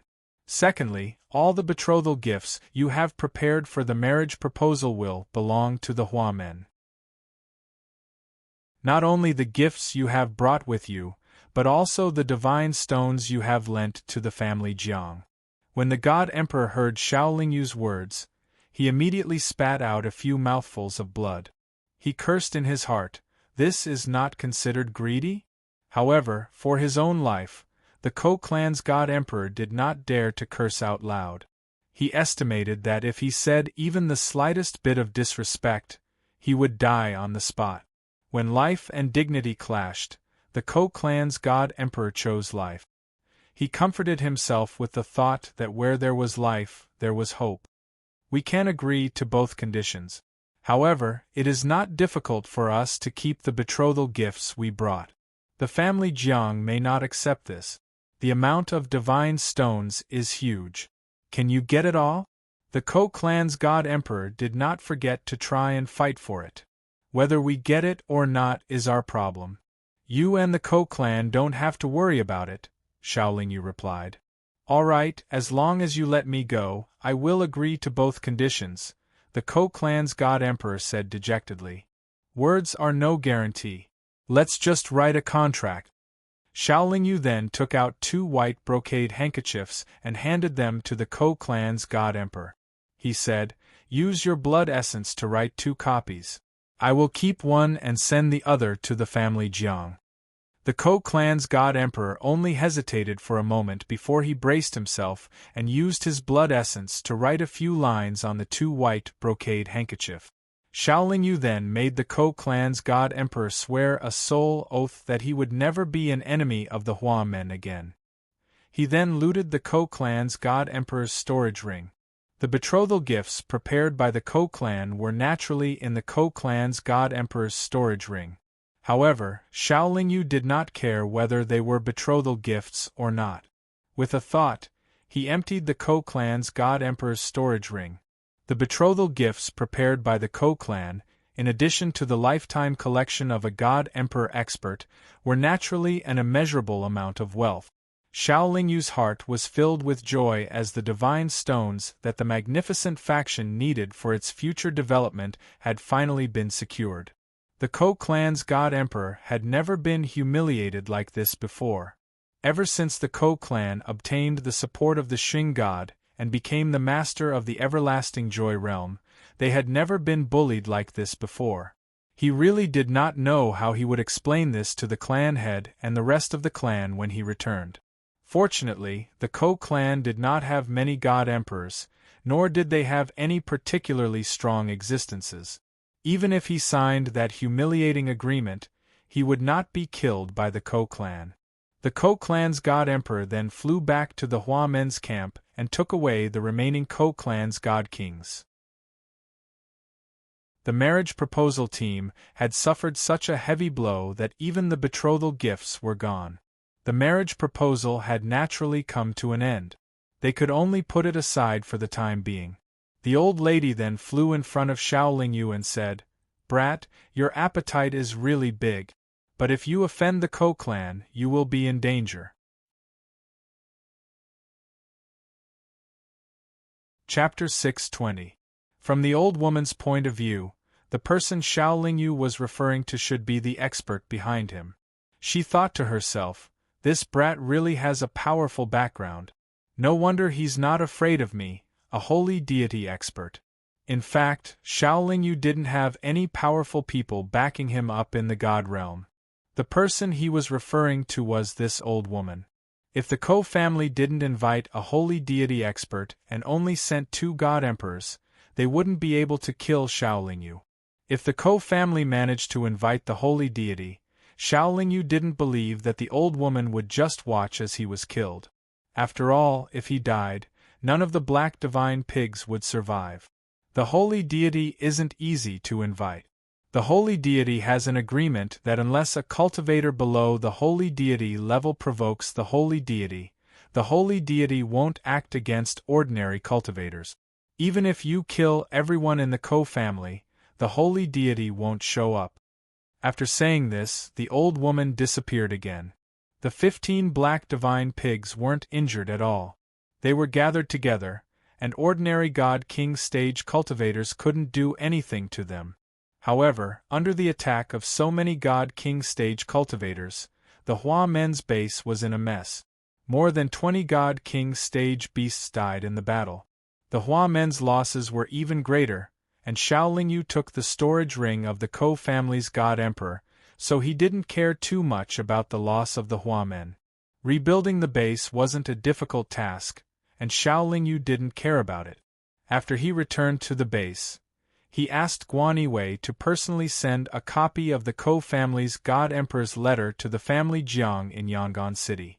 Xiao Lingyu didn't expect the family Jiang to accept it, but he had to let the family Jiang know about it. The more people who knew, the better. The Hua men's influence had already spread to almost 1/5 of the everlasting Joy Land. Under Xiao Lingyu's instructions, the Hua men's cultivators spread the contents of the agreement written by the Ko clan's God Emperor everywhere. Naturally, everyone was happy to discuss such an important matter. Naturally, more and more people knew about it, and the influence of this matter gradually expanded. No matter what the Ko clan or the family Jiang thought, it was an indisputable fact that the Ko clan was a God Emperor. A God Emperor was more than enough to represent the Ko clan. Otherwise, why would the Ko clan send him to the family Jiang to propose marriage? Therefore, the Hua men had already become the family Jiang's biggest creditor. They had the power to collect debts from the family Jiang. Under such circumstances, how could the family Jiang attack the head of the Hua men, Xiao Lingyu? Xiao Lingyu knew that this matter would cause a lot of trouble. The agreement written by the Ko clan's God Emperor wouldn't be able to solve the problem. Therefore, he didn't do anything else. He just stayed in the Hua men's camp and refined his saint artifact while waiting quietly. The Ko clan's God Emperor, who wrote the agreement, quickly returned to the everlasting Joy City. He said to the Ko clan head, "The head of the Hua men is extremely powerful. When I fought with him, I was always suppressed by him. I didn't even have a chance to retaliate. In order to not provoke such a powerful enemy for our Ko clan, I wrote that agreement." He said this to absolve himself of the blame. He had no choice but to exaggerate Xiao Lingyu's strength. "You should recuperate first. We'll see how the family Jiang reacts," the Ko clan head said with a steely expression. Then, the Ko clan head called out to the guards outside the door, "Ask Ko-yi to come over." Not long after, a cultivator who looked smart and capable walked in. He cupped his fists and bowed. "Ko-yi greets the clan head. Ko-yi, investigate that Hua men. Investigate 4 things. First, find out if the head of the Hua men is related to the family Jiang. Second, find out the exact strength of the head of the Hua men. Third, Find out if there's a powerful figure behind the head of the Hua men. Fourth, find out what the long-term goal of the Hua men is. Remember, investigate in secret. Don't act rashly and alert the enemy, the Ko clan head instructed. Yes. Ko-e accepted the order and left. The Ko clan had been operating in the everlasting Joy City for many years. Naturally, they had many spies keeping an eye on every corner of the everlasting Joy City. They also had spies planted in many large factions and families. The Hua men had just developed in recent years, and their actions were secretive and not high-profile. Therefore, the Ko clan didn't pay much attention to them before. But now, the Ko clan had to pay attention to them. Their spies often spied outside the Hua men's residence, and their spies used various methods to infiltrate the Hua men. It only took a few years for Ko-e to once again appear in front of the Ko clan head and say, after these years of investigation, the 4 points that the clan head wanted to investigate have basically been investigated. Let's hear it, the Ko clan head said calmly. The Lord of the Hua men does have some relationship with the family Jiang, but it's not a friendly relationship. The Lord of the Hua men, Xiao Lingyu, didn't listen to the family Jiang's orders in the Yong'an and was listed as a target to be killed by the family Jiang. After that, he killed many God King experts of the family Jiang. Because of this, he couldn't stay in the Yong'an and came to the everlasting Joy City. The Lord of the Hua men originally appeared in Du Hu City. At that time, he only revealed a strength comparable to a god monarch, but not long after he went to Yong'an, he actually had the strength to kill a god king. The family Jiang had sent nearly 20 god kings to kill him, but not only did he come out unscathed, he even killed a god king of the family Jiang. As for his current strength, we can only speculate from the battle with the god emperor of our Ko clan. The Hua men should have an expert behind them. Otherwise, how could they be so strong when facing the family Jiang and our Ko clan? Moreover, according to the spies' reports, a mysterious old woman often appears in the Hua men's camp. Even the Lord of the Hua men doesn't dare to provoke that old woman. He even ordered all the Hua men not to provoke that old woman. Do you have an image of that old woman? As Ko Yi's words reached this point, the Ko family patriarch asked. Yes. After Ko Yi responded, he immediately used his cultivation to condense the image of an old woman. The Ko family's patriarch's face changed slightly, but then he said, "Continue. Only the Lord of the Hua men himself knows the long-term goal of the Hua men. The Hua men follow the Lord's orders, but from their various actions, it can be inferred that their ambition is not small, but they have no intention of conquering the celestial realm. They don't deliberately recruit experts, but rather set up points everywhere, as if to establish an intelligence network." Ko-e continued. The Ko family's patriarch frowned and pondered for a moment, then waved his hand and said, "You may leave first. Continue to keep an eye on the Hua men. If you discover anything important, immediately report to me." After Ko-e left, the Ko family's patriarch turned and entered a secret room.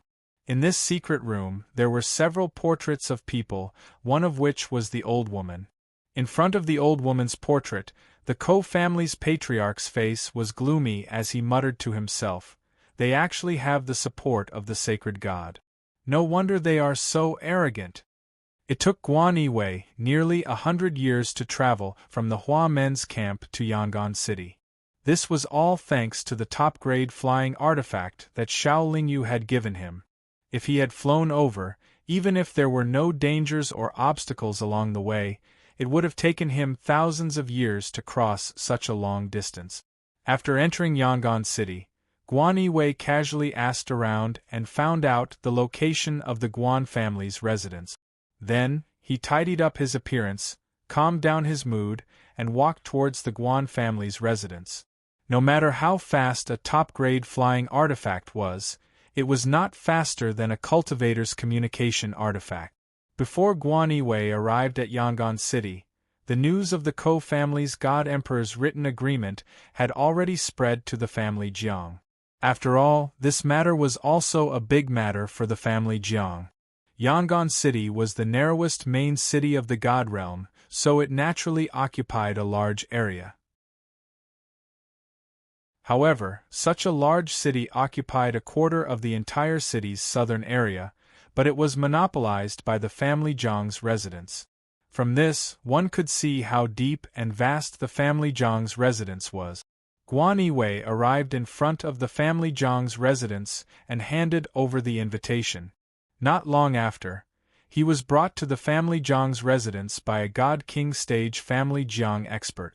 In the end, the one who received Guan Yiwei was naturally the family Jiang's patriarch, Jiang Xingye. For such a big matter, Jiang Xingye had to appear.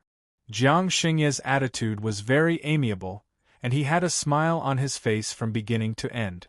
After looking at the written agreement written by the Ko family's God Emperor, he said, "If the Ko family's patriarch is willing to publicly acknowledge this agreement, my family Jiang will not renege on this debt. No matter who you owe. In the end, you have to pay it back." Xiao Lingyu and Guan Yiwei both guessed that the Guan family would have this attitude, so Guan Yiwei was not surprised and did not pester on this issue. According to Xiao Lingyu's instructions, Guan Yiwei could leave the family Jiang at this time, but Guan Yiwei could not help but ask, "Dongfang Jing, is she okay?" The family Jiang's patriarch obviously did not expect Guan Yiwei to ask such a question. He was stunned for a moment and asked curiously, "You know Jing-er?" Guan Yiwei could be considered an envoy sent by the Hua men. Although he was still at the peak of the late stage of the divine monarch realm, his status was not bad. Therefore, he did not hide anything and said, "Jing-er was taken away at our wedding." The family Jiang's patriarch nodded in understanding and said, "I have also heard about this matter. Although our family Jiang should not interfere with Jing-er's marriage, her status is different after all. She cannot marry casually. Her husband must be a dragon among men. Even if he is not an overlord of a large region, he must be a peerless genius that is rarely seen in hundreds of millions of years. This is her destiny, and it is difficult to change it." Guan Yiwei frowned and muttered, "Overlord? Peerless genius?" Although Guan Yiwei could be considered a cultivation genius in Duhu City or some other high-level cities, if he were to look at a large region or the entire God realm in a narrow sense, he could only be considered to have an excellent cultivation talent, not an exceptional one. Only someone like Xiao Lingyu, who could appear out of nowhere in a short period of time, could be considered a peerless genius. If he could not become a peerless genius, then he could only be an overlord of a large region. However, Guan Yiwei could barely be considered an overlord in their Guan family, and their Guan family did not have the qualifications to dominate a large region. In that case, it was almost impossible for him and Dongfang Jing to be together. "Can this junior see Jing-er?" Guan Yiwei pleaded. "We are not fated to meet. It's better not to meet." Jiang Xingye tactfully refused. Chapter 621. Family Jiang and the Ko clan were both waiting for the other to make their stand. Neither clan was prepared to make the first move against the Hua men. Within the family Jiang, there were many people who wanted to make a move against the Hua men. After all, the leader of the Hua men was the main culprit behind the deaths of many god kings in the family Jiang. Those who were close to the Hua men all hoped to get rid of the leader of the Hua men. Some people even said that if the family Jiang didn't make a move against the Hua men now, they would definitely threaten the family Jiang when they grew stronger. In the past, they didn't make a move against Xiao Lingyu because they couldn't find where Xiao Lingyu was. Now that they had found him, the leader of the family Jiang, Jiang Xingye, still had reasons not to make a move. Firstly, Xiao Lingyu and the Hua men weren't in the Yong, and family Jiang couldn't send too many experts to the everlasting Joy Land. Secondly, Xiao Lingyu had just defeated the Ko clan's god emperor, proving that he was very strong. They had to be careful when making a move against such a strong person. Thirdly, if the Ko clan acknowledged the Ko clan's God Emperor's promise, then even if they wanted to make a move, the family Jiang would have to return the God Stones first. Otherwise, they would be laughed at by outsiders. With these 3 points, Jiang Xingye could easily deal with those clansmen who wanted to make a move against the Hua men. After Guan Yiwei left, Jiang Lanyue went to his father and said, "No wonder father insisted on sending Xiao Lingyu to the everlasting Joyland. It turns out that you had such a long-term plan." Jiang Xingye shook his head and said, "You think too highly of your father. I sent Xiao Lingyu to the everlasting Joyland to create trouble for the Ko clan. Just like how he gave our family Jiang a headache in the Yong'an, I really didn't expect that he would be able to steal the Ko clan's betrothal gift. Although I've never seen him before, I'm sure that he'll cause trouble wherever he goes. A peerless genius like him rarely appears in the narrow God world, but every time he does, he'll bring a lot of trouble." Jiang Lanyue then asked, "If Xiao Lingyu hadn't stolen the betrothal gifts, how would father have responded to the Ko family's proposal? Are you going to marry your daughter to the Ko family?" Jiang Xingye smiled and said, "There are no ifs.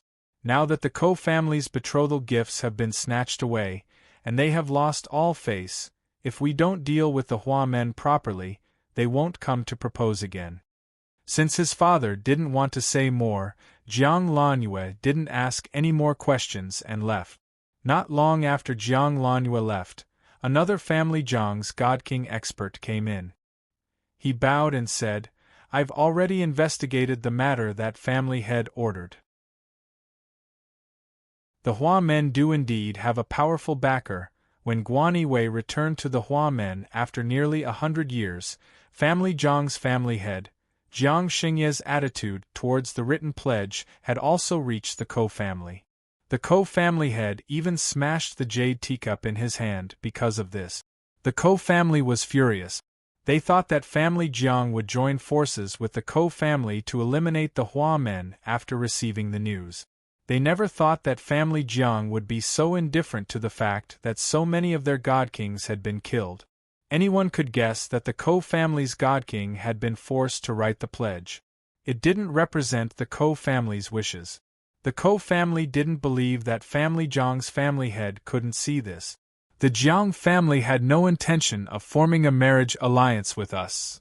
The Jiang clan is clearly trying to renege on the debt they owe us. We can't let the Hua men continue to be so arrogant. We can't let family Jiang get away with it." The experts of the Ko family were furious and remonstrated with the patriarch. They all felt that they had been slapped in the face by the Hua family, and before the pain on their faces had disappeared, they had been slapped in the face by the Jiang family. This kind of humiliation was unbearable for them. After all, they were the rulers of a great district. The Ko family head said to everyone, "If we attack the Hua men, we'll definitely suffer great losses. Our Ko family is already the weakest among all the large families. If we suffer any more losses, or if we're not careful, we might lose control of the Changle Jing. If that happens, not only will family Jiang be more comfortable, it will also bring misfortune to our family." Hearing the family head's words, everyone calmed down a little.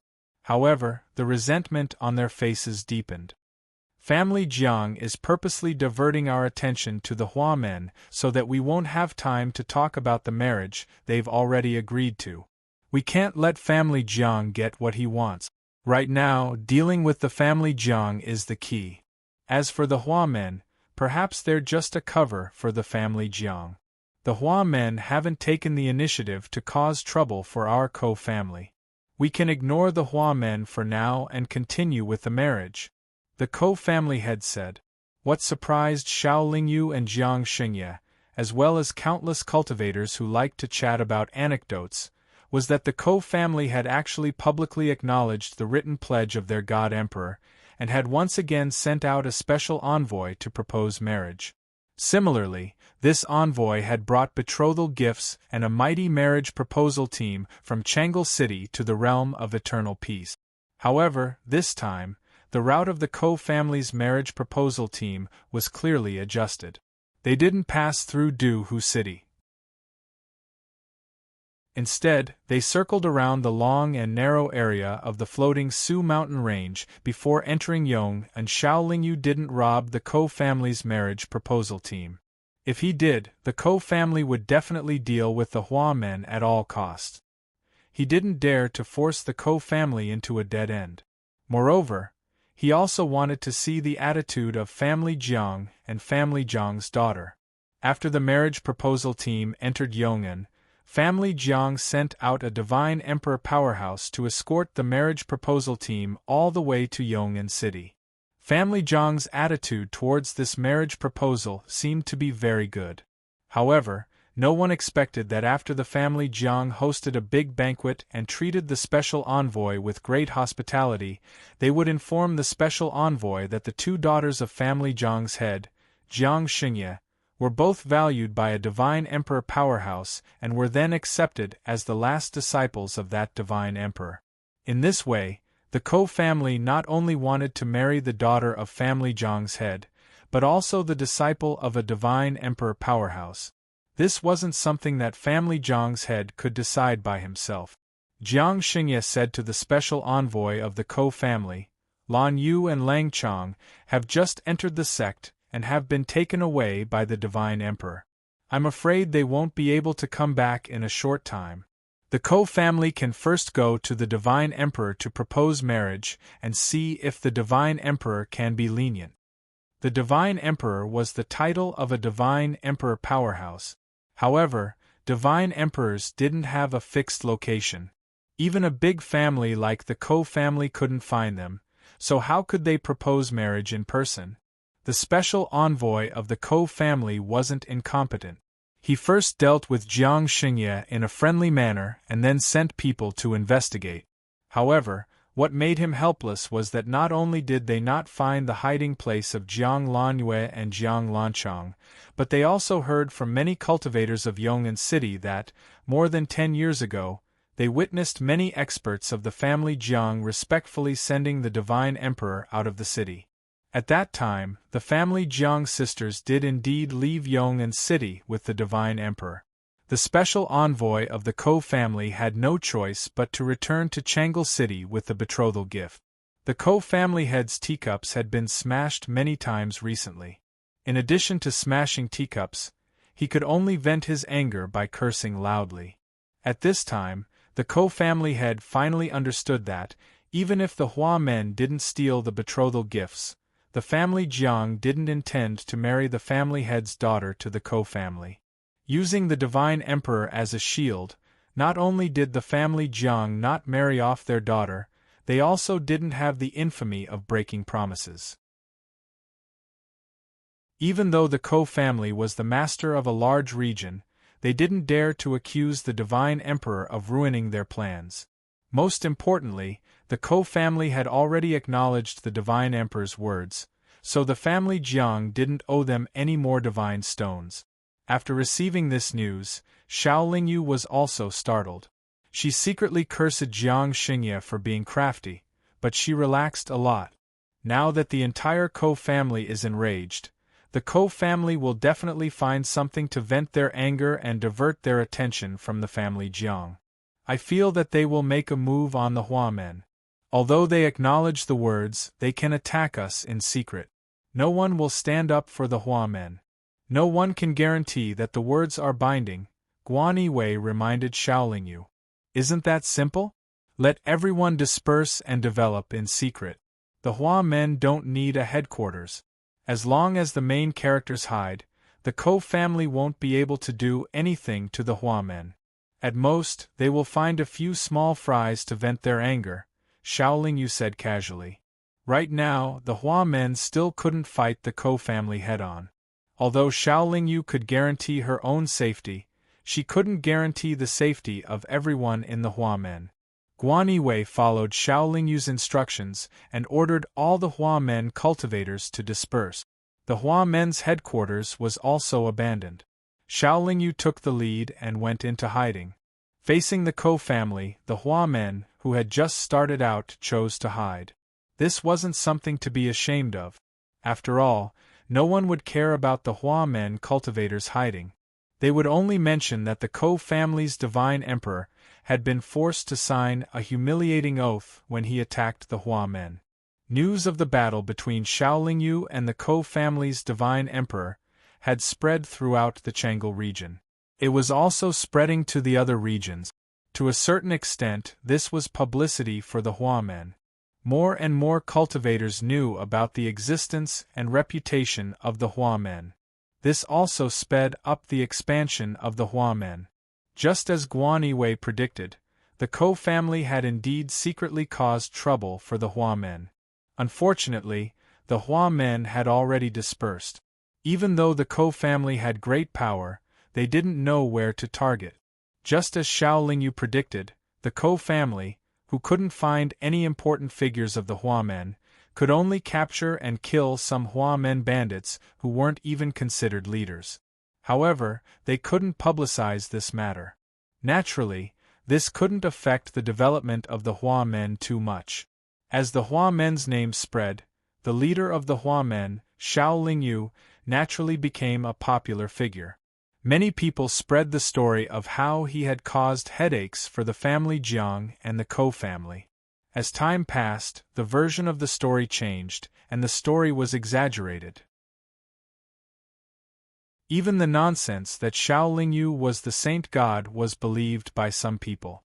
Although his reputation was good for the Hua men, it wasn't good for Xiaolingyu at all. Instead, it was bad for him.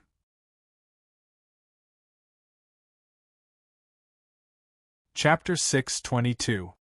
His name is the same, and his appearance hasn't changed much. I'm sure it's him. The young cultivator replied. If it's him, then it's far too shocking. Your talent is the best I've ever seen in my life, yet you've only reached the peak of late God King. You're still a step away from becoming a God Emperor. However, he clearly started cultivating many years later than you, yet he's already surpassed you in terms of cultivation, the old man said with narrowed eyes. Is it because he got Master's treasure? The young cultivator asked. It's possible. If he cultivates the primal chaos energy, with the help of that treasure, he'll be able to protect his soul until he reaches the holy god stage. With that treasure, as long as he's not too stupid and has good luck, he'll be able to increase his strength quickly. But even so, he's improving a little too fast. The old man nodded. Master, are you going to take back your treasure? The young cultivator asked. Of course. If it's something else, I won't make things difficult for a rising junior. But I can't let that treasure fall into the hands of others. The old man said as he stood up straight.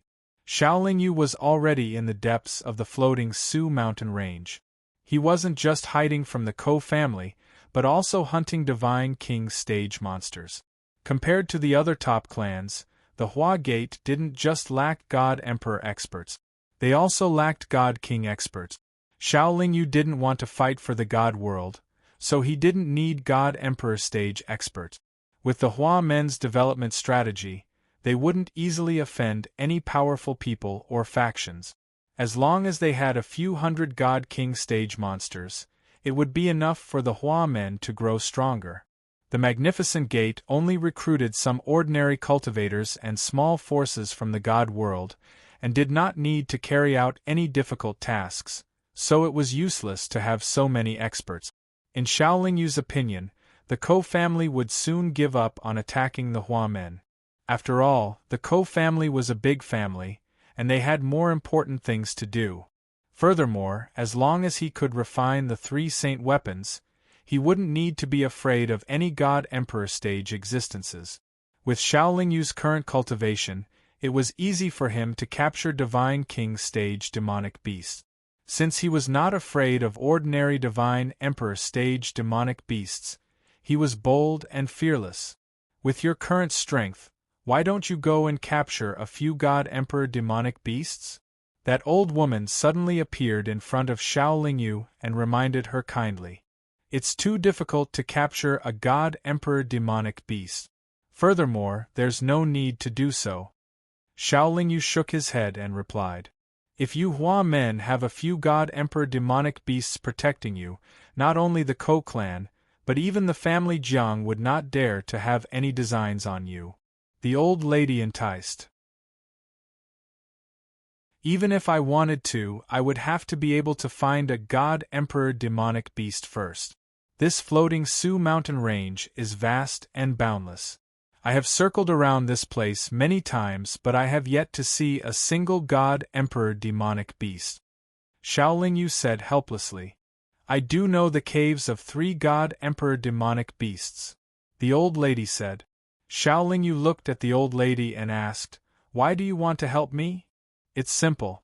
If you can capture a God Emperor demonic beast, you will no longer need my children to defend you. Both you and my children will be much safer. The old lady explained calmly. Xiao Lingyu nodded in understanding, then smiled and said, With you around, who can threaten the safety of your children? The old lady sneered, I can't possibly keep an eye on you all from now on. What if one day I have something to do and leave, and your enemies come to attack? Wouldn't my children be in danger? Haha, that's true. Senior, please lead the way. Xiao Lingyu laughed heartily. To be able to make a Xing deity like this, Xiao Lingyu should be proud. Under the old lady's lead, Xiao Lingyu arrived at a volcano-like mountain deep within the floating Su mountain range. This volcano should be an active one because at this moment, thick smoke was billowing out from the mouth of the volcano. From time to time, magma would erupt out. At the bottom of that volcano, there is a fire dragon at the early stage God Emperor level. It would occasionally wander around the magma river deep underground. It should be here right now. Go and capture it. The old lady said to Xiao Lingyu. Fire dragon? Why isn't a God Emperor level fire dragon at the dragon's territory? Xiao Lingyu asked in confusion. It wasn't a true dragon originally. It was a fire snake. Later on, it slowly cultivated and became a true dragon. However, before it became a true dragon, it went to the dragon's territory. It wanted to borrow the dragon's dragon transformation pond to advance. In the end, it was rejected by the dragons.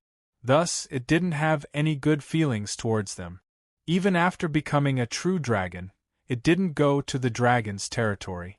Thus, even if you capture it, the dragons won't interfere. The old lady explained. Senior, aren't you going to help this junior? Xiao Lingyu asked with a smile. No matter what, it is still a monstrous beast of the floating cataclysm mountain range, and so am I. If it wasn't for the fact that you won't kill it, I wouldn't have brought you here at all. After the old lady finished speaking, she immediately disappeared. Xiao Lingyu pursed his lips before flying towards the mouth of the volcano. The temperature at the mouth of the volcano was extremely high. Xiao Lingyu estimated that even God Monarch cultivators would find it hard to stand here for a short period of time. Only God Kings could stay here for a long period of time. Even so, they wouldn't dare to enter the volcano. Xiao Lingyu naturally wasn't afraid of this degree of heat. He entered the mouth of the volcano cautiously and brought out the saint weapon yin-yang mirror. The lower he went, the higher the temperature. It was no wonder that the God Emperor level fire dragon didn't set up any defensive seals here. The high temperature here was a barrier that was hard to penetrate. Xiao Lingyu, who had been burned by the primal spectral flame for more than 1,000 years, was already immune to the high temperature of the flames.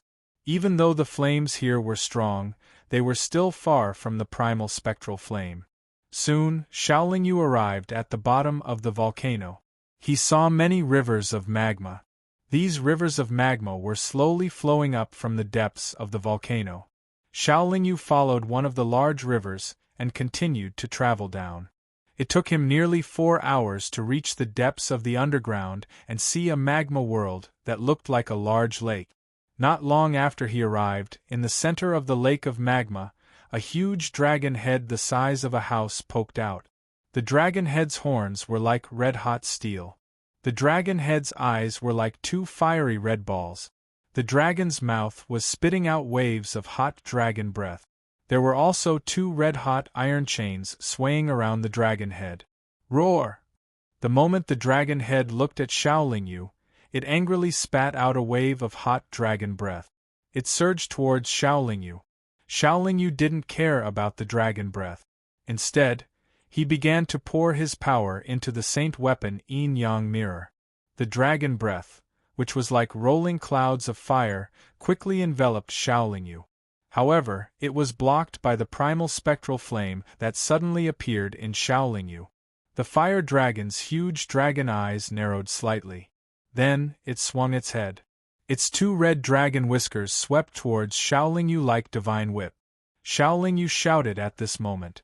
After exhausting all his power, the saint weapon yin-yang mirror released 4 illusory monsters. Just as the 2 dragon whiskers surrounded Xiaoling Yu, the 4 illusory monsters had already leaped into the center of the magma lake and surrounded the dragon head. The 2 dragon whiskers of the fire dragon pulled Xiaoling Yu towards the dragon's open mouth with unstoppable force. However, the 4 symbols domain had already revealed its power. The 4 illusory monsters used their legs to smash the dragon head at the same time. The dragon head wanted to dodge, but in the 4 symbols domain, its movement speed was much slower than it had imagined. The 4 illusory monsters stepped on its head fiercely, causing its mind to go blank for a moment, and its dragon whiskers involuntarily loosened. Xiaoling Yu regained her freedom and flew back to the shore. The 4 illusory monsters weren't afraid of any attack. Naturally, they weren't afraid of the high temperature here. They kept attacking the dragon head. The God Emperor stage fire dragon finally went berserk. After a dragon roar, it swung its dragon tail and slapped the 4 illusory monsters in the 4 symbols domain. The fire dragon's attack was naturally ineffective. The 4 illusory monsters weren't damaged at all. They continued to attack fiercely. The fire dragon then used many more attacks. Whether it was dragon claws or dragon language skills, they were all useless against the illusory monsters. It was only then that the fire dragon realized how powerful and strange these 4 illusory monsters were. The fire dragon knew that these 4 illusory monsters were created by Xiaoling Yu. Therefore, it also understood that as long as it got rid of Xiaoling Yu, it would be equivalent to getting rid of the 4 illusory monsters. However, the fire dragon was entangled by the 4 illusory monsters. Its domain was also suppressed by the 4 symbols domain. It couldn't attack Xiaoling Yu at all. The fire dragon also knew that it was in a dangerous situation. The enemy clearly came prepared. It decisively activated its innate ability. Roar! The dragon's roar shook the magma lake. The fire dragon's body completely left the magma lake and flashed with terrifying flames.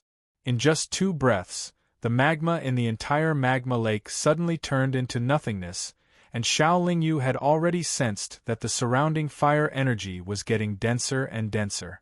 Even the chaotic phantom flame in his body was showing signs of instability. Under the impact of the increasingly dense fire-type energy, the 4 symbols domain actually didn't last more than 10 breaths time before it collapsed on the spot. Xiaoling Yu knew that the fire dragon had activated its innate ability. Even though the fire dragon wasn't a super divine beast, it was still a god emperor. Its innate ability was naturally powerful. However, he wasn't afraid. He knew that the fire dragon's innate ability was definitely related to fire. The one thing he was least afraid of was fire-type attacks. Therefore, Xiaoling Yu ordered the 4 illusory monsters to hold on to the fire dragon's 4 dragon claws tightly so that it couldn't move too quickly. Another few breaths time passed. Fire arrows suddenly flew out of the fire dragon's body and gathered around Xiaoling Yu. Xiaoling Yu used the chaotic spectral flame to transform into a fire snake. Even though the fire arrows pierced through the chaotic spectral flame, they only caused Xiaoling Yu waves of pain.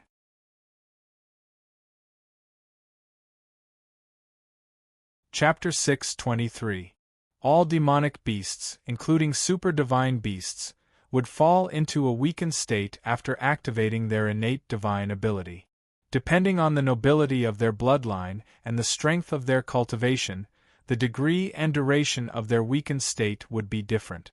But the best-case scenario would be that they would not have 10% of their peak strength left.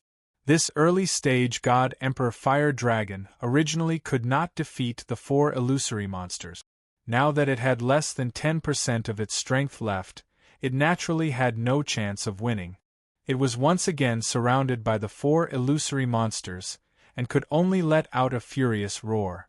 "Serve me for 100 million years, and I can still let you live," Xiaoling Yu said to the suppressed fire dragon. 100 million years wasn't considered a long time to God-Emperor experts. This was especially true for this fire dragon. Sometimes it would sleep for a few tens of millions of years. Thus, after assessing the situation, this fire dragon nodded its head and accepted Xiaoling Yu's blood soul very cooperatively. The blood soul sank into the dragon pearl of the fire dragon. As long as it had any thoughts of betrayal, Xiaoling Yu would be able to sense it, and Xiaoling Yu would be able to extinguish its soul. "I'll have to bear with it for a while. Rest in the spirit beast pouch," Xiaoling Yu said before taking out a high-grade spirit beast pouch. That fire dragon hesitated for a moment before plunging into the spirit beast pouch. Xiaoling Yu kept the spirit beast pouch and the yin-yang mirror. He then sat cross-legged by the side of this magma lake, absorbing the deity energy within the deity crystals to recover his strength. 3 months passed before Xiaoling Yu stood up again. That old lady appeared by his side. "Go, let's find the next target." The old lady flew towards the ground unhurriedly. After flying for a few days, the old lady stopped in front of a huge lake completely shrouded in fog. She said, "There's a hidden fog prawn demon here. It's also an early-stage God-Emperor. It can spit out fog and is good at water magic. It's also good at creating illusions and concealing its track. Other than its venomous attacks, there's nothing special about it. As long as you don't let it escape, it'll be easy to capture it. Furthermore, it's naturally timid and afraid of death, so it'll be easy to make it recognize you as its master." Xiaoling Yu did as he was told and plunged into the fog. He then asked Fudi, who had a strong sensing ability, to help him find the hidden fog prawn demon. In less than 4 hours, the fog shrouding the huge lake suddenly surged and gathered towards the center of the lake. After a few moments, all the fog disappeared, revealing Xiaoling Yu, Fudi, and a shrimp-like demonic beast that wasn't huge. The hidden fog prawn demon was then kept into the spirit beast pouch. Xiaoling Yu now had another God-Emperor demonic beast. This hidden fog prawn demon was indeed very timid. It's a pity that it could not escape after being surrounded by 4 illusionary monsters. It did not have a powerful innate sacred art like the fire dragon either. Hence, it could only submit to Xiaoling Yu. After meditating by the side of this huge lake for another 3 months, the old lady brought Xiaoling Yu along and set off once again. The next one might be slightly troublesome to deal with. It is already at the peak of the middle-stage God-Emperor realm, and is just a step away from the late-stage God-Emperor realm. Furthermore, its offensive power is very strong. If it uses its full strength, it can display an offensive power comparable to a late-stage God-Emperor realm expert. You have to be careful when dealing with it. The old lady reminded Xiaoling Yu as she flew. After flying for a full month, the old lady stopped once again. She pointed to a dense forest not far away and said, "It is a tree demon, but it isn't very big. Furthermore, it is extremely inconspicuous in this forest. It has many avatars in this forest. If you want to find it with your current realm, you have to take the initiative to attack the trees in the forest. As long as you hit one of its avatars, it will alarm its main body and lure it out. It has already cultivated the heart of verdant wood. It can borrow the power of the earth and nature. Even if your illusionary monsters aren't afraid of it, you have to be careful. Even if your body is comparable to a top-grade deity weapon, how can it withstand the power of the earth and nature in the deity world? It has 2 weaknesses. Firstly, it is more afraid of high-grade flame attack. Secondly, it has just cultivated the heart of verdant wood not long ago.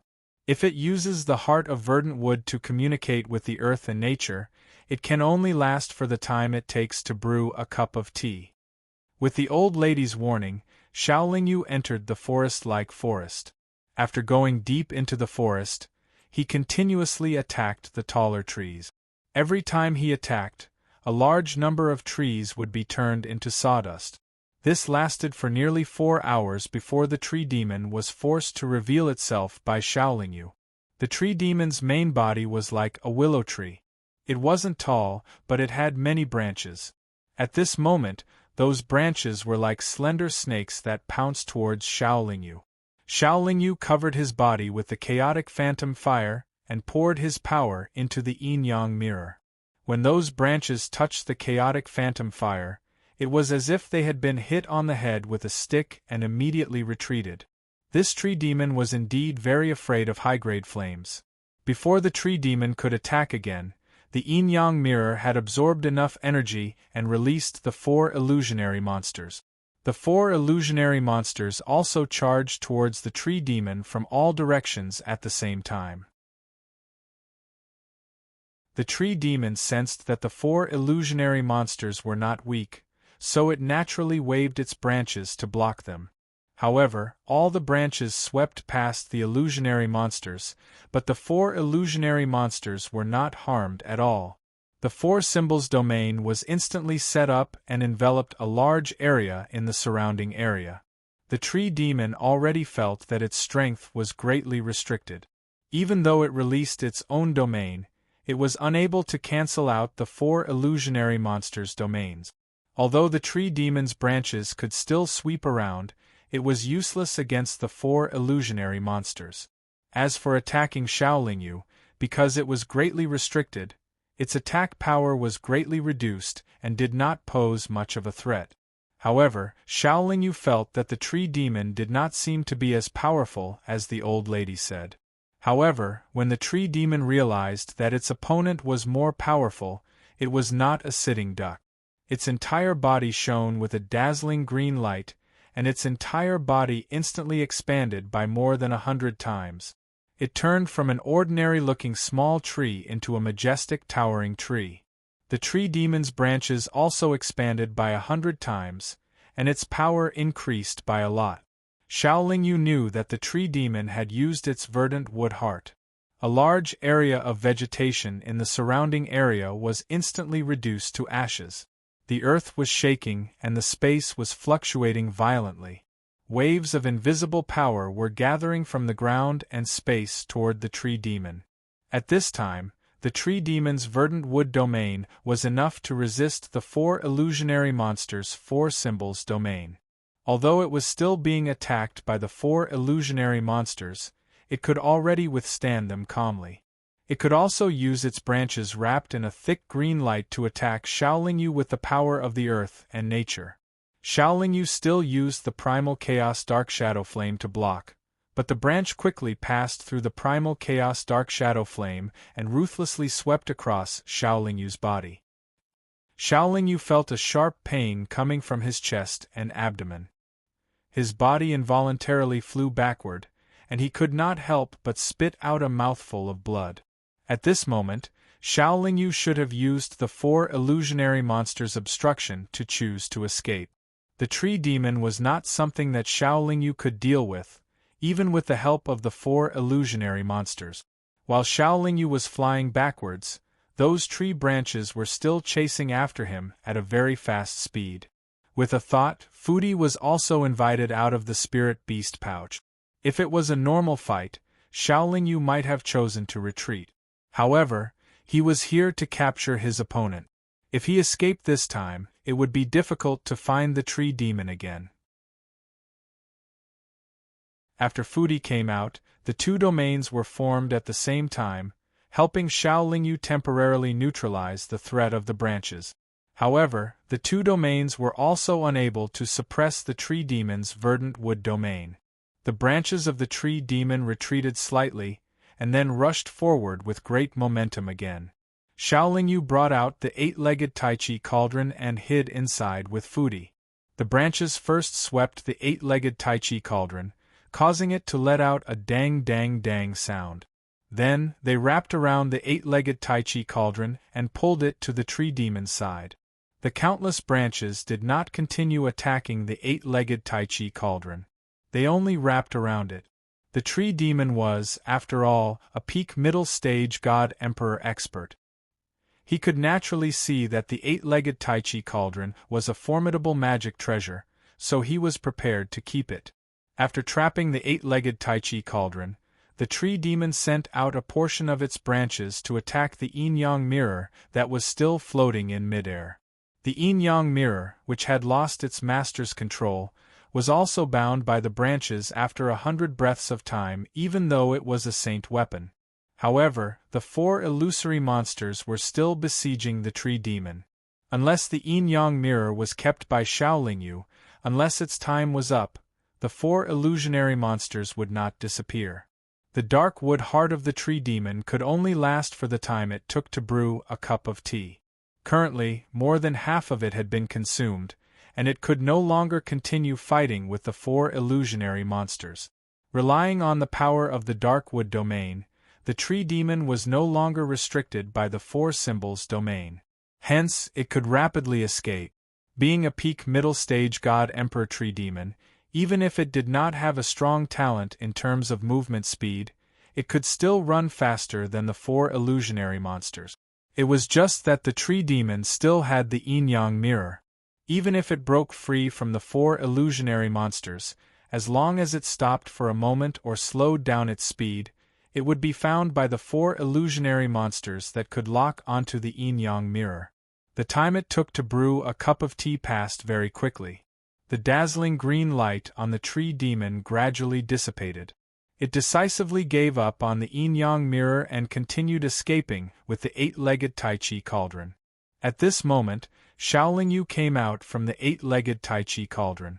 But the moment he came out, the tree demon had already disappeared with the 8-legged Tai Chi cauldron.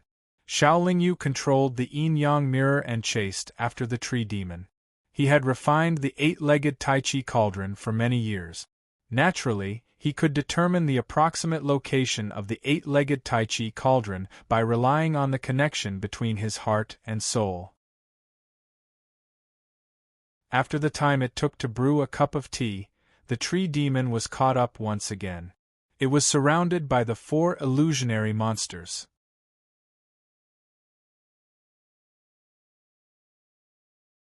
Chapter 624. The 4 monsters might not be able to hold on for long, but they were still suppressed by the 4 symbols domain.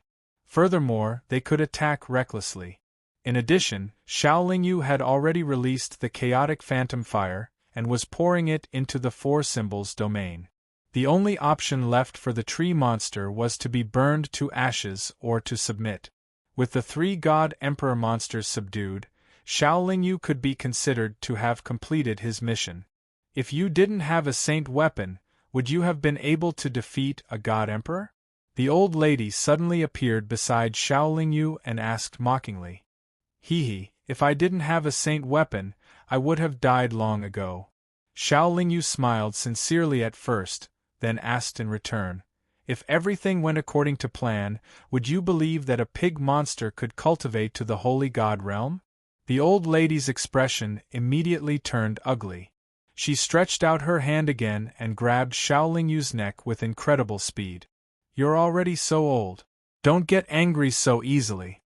Xiao Lingyu's expression remained unchanged as he gently patted the old lady's arm. The old lady snorted coldly and helplessly withdrew her hand. You'd better pray for your own good fortune. Although a shooting star is dazzling, it will disappear in the blink of an eye.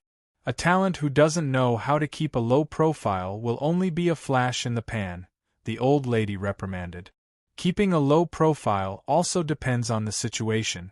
How can I keep a low profile when others have already bullied me? Xiao Lingyu replied noncommittally and then said, You must have been enduring and keeping a low profile, quietly cultivating, and that's why you've reached your current realm, right? The old lady didn't answer. Instead, she directly disappeared from Xiao Lingyu's sight. Actually, Xiao Lingyu was able to guess the answer. A pig demon had definitely experienced countless hardships and tribulations in order to cultivate to the holy god realm. Even in the cultivation world, pig demons were absolutely the lowest level existences. They possessed the lowest natural talent, and it was impossible for them to be favored by experts. Besides encountering more fortuitous encounters, in order to attain the holy god realm, they had to put in much more effort and experience all sorts of hardships. In fact, a powerhouse like the old lady was the most admirable. Now that they had already subdued 3 god-emperor demonic beasts, the Hua men could be considered to have the confidence to go against the top clans of the god world. Xiao Lingyu no longer had to worry about being surrounded by multiple god-emperors. Naturally, there was no need for her to continue hiding. This old woman had followed him every day, and Xiao Lingyu was certain that if the sacred god were to attack him, she would definitely not stand idly by. In less than 2 years after Xiao Lingyu left the floating Su mountain range, the Ko clan really sent 3 god-emperors over. However, when the 3 god-emperors from the Ko clan saw the 3 god-emperor stage demonic beasts by Xiao Lingyu's side, they retreated without any hesitation. If they were to continue fighting, it would be difficult for the 3 god-emperors from the Ko clan to win. Even if they were to win, it would be a Pyrrhic victory. The overall strength of the Ko clan would be damaged. The Lord of the Hua men had nothing to lose, but the Ko clan had to consider their own clan. If they were to lose to the Lord of the Hua men again, even if they did not die, they would definitely be extorted by the Lord of the Hua men. How would the Ko clan have the face to control the everlasting joy realm then? Not only did the Ko clan not dare to deal with the Lord of the Hua men again, they were also worried that the Lord of the Hua men would fly into a rage. Thus, they stopped all of the Ko clan's actions against the Hua men. As for the family Jiang, they did not seem to have any plans to deal with the Hua men, even if the Hua men had already started to develop in the Yong'an. Just as the situation was going well, Xiao Lingyu was suddenly stopped by an old man carrying a long sword on his back. The old man looked very old, but his face was ruddy, his body was straight, and his eyes were shining with a light that made people's hearts palpitate. It was obvious that he was a rare elite. In the past, whenever Xiao Lingyu encountered a strong enemy, the old woman would silently watch from afar. This time, however, before Xiao Lingyu and the old man could do anything, the old woman had already appeared beside him. "Old monster Dugu, didn't you say that you would not come out until you reached the 7th level of the Heaven Sword skill? How come you have the time to come out today? Don't tell me you've already broken through," the old woman said expressionlessly. "What does it have to do with you whether or not I come out?" Old Monster Dugu replied unhappily. "We've been fighting for many years. Naturally, I have to keep an eye on you. If one day you accidentally fail to break through and die, I might be able to take advantage of you," the old woman said with a fake smile. "You should think about where to hide after I break through to the 7th level," Old Monster Dugu said with a cold smile. "Let's not talk about those things for now. Why are you blocking my way today?" the old woman asked again. "I'm here for him," Old Monster Dugu said as he pointed at Xiao Lingyu. "Him? How did he offend an old monster like you?" the old woman asked, puzzled. "That's not something you should worry about. If you know what's good for you, then mind your own business," Old Monster Dugu said firmly. "That won't do. No matter what you want to do, I won't let you succeed so easily," the old woman said as she shook her head. "What's your relationship with this kid? You actually want to protect him?" Old Monster Dugu narrowed his eyes and asked. "You don't need to worry about what relationship he has with me. In short, if you want to cause trouble for him today, you have to go through me first," the old woman said firmly. The old woman naturally wouldn't tell him that her children had already recognized Xiao Lingyu as their master. She couldn't afford to lose face in front of this old enemy. "We've been fighting for so many years and neither of us can win. I don't want to have a meaningless fight with you," You'd better know your place. If I want to take him today, no one can stop me." As old Monster Dugu spoke, the quaint long sword on his back was already in his hand. His aura was also crazily rising. "You should hide first. Hide as far as you can. This old man is very stubborn. If he wants to cause trouble for you, it's useless even if you hide in the Saint Artifact." The old woman first transmitted her voice to Xiaolingyu and then raised her aura at the same time. She laughed and said, "I wonder if the sharpness of your great son's sacred sword is sharper than before.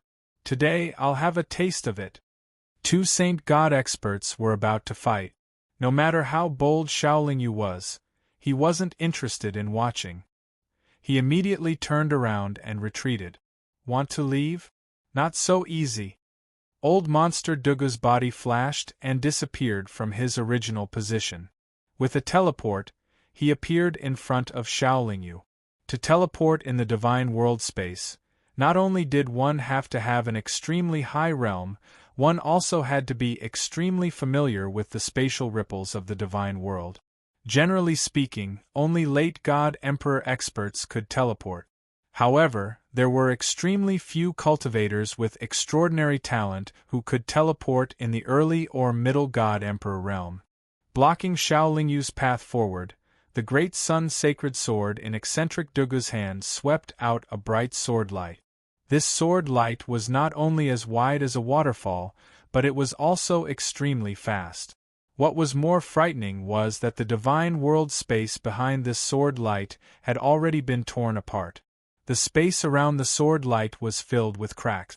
Although it was just a simple sword, it was the strongest attack Xiaolingyu had seen in countless years. Facing such a sword light, Xiaolingyu had no choice but to hide in his saint weapon.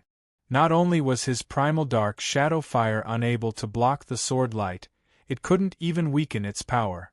Even the supreme grade god weapon he was so proud of was as weak as a thin sheet of paper in front of this sword light. However, the sword light was so fast that Xiaolingyu didn't have the time to hide in his eight-legged Tai Chi cauldron. Xiaolingyu was originally very far away from the divine world. Whether it was in terms of realm or strength, the two were not on the same level. Moreover, Old Monster Dugu was clearly a powerful sword cultivator who also had a saint weapon. However, just as the sword light was about to cut Xiaolingyu in half, a black handprint descended from the sky and accurately slapped the sword light. It immediately dispersed the sword light. "Old Sao, you've gone too far." Old Monster Dugu couldn't help but curse loudly. "So what if you're a Sao? You can't even defeat a Sao, aren't you worse than a pig?" The old woman retorted. She carried a powerful and domineering aura as she stood in front of Old Monster Dugu. Her entire body was enveloped by a thick black light. Xiaolingyu didn't hesitate. The attack of a divine world expert made him feel how small he was. It made him even more determined to escape. Even though Old Monster Dugu was strong, he couldn't kill Xiaolingyu with an equally strong cultivator like the old woman holding him back. He could only watch as Xiaolingyu flew away. After flying for a distance, Xiaolingyu took out his tubular saint weapon and fled at full speed. As he fled, Xiaolingyu was also thinking of a countermeasure. He faintly remembered that when he was in the cultivation world, he was chased by a young cultivator from the god realm. That young cultivator had used the Great Sun's sacred sword in front of Jiang Lanchang and admitted that he was Old Monster Dugu's disciple. The young cultivator was chasing after Xiaolingyu because he wanted to snatch Xiaolingyu's grayish-black metal piece. From this, it could be seen that Old Monster Dugu had come personally for the grayish-black metal piece. This grayish-black metal piece was extremely important to Xiaolingyu. It was the most important thing that kept Xiaolingyu's soul from being destroyed. It was also the greatest thing that allowed Xiaolingyu's soul to quickly increase the realm of his soul. Even if the sacred god came to snatch it, Xiaolingyu would definitely not give it away unless he had no other choice. But now that he had been targeted by Old Monster Dugu, with the sacred god's abilities and prestige, There was no place for Xiaoling in the narrow god realm, no matter how vast it was. The old lady was able to block old monster Dugu in time this time, but it might not be the case the next time. Xiaoling could not completely entrust his safety to someone else. But he really did not want to leave the narrow god realm because he had not found Miao Ying yet. Furthermore, when his friends and family ascended from the lower realm in the future, they would also settle down in the narrow god realm. With a heavy heart, Xiaoling flew for a few days and found Guanyiwei. First, he invited the 3 God Emperor stage demon beasts and instructed them to listen to Guanyiwei's orders in the future. Then, Xiaoling presented the images of his important friends and family to Guanyiwei. If I leave the narrow god realm or meet with any mishap, Brother Guan, please use the power of the Hua men to find these people and protect them.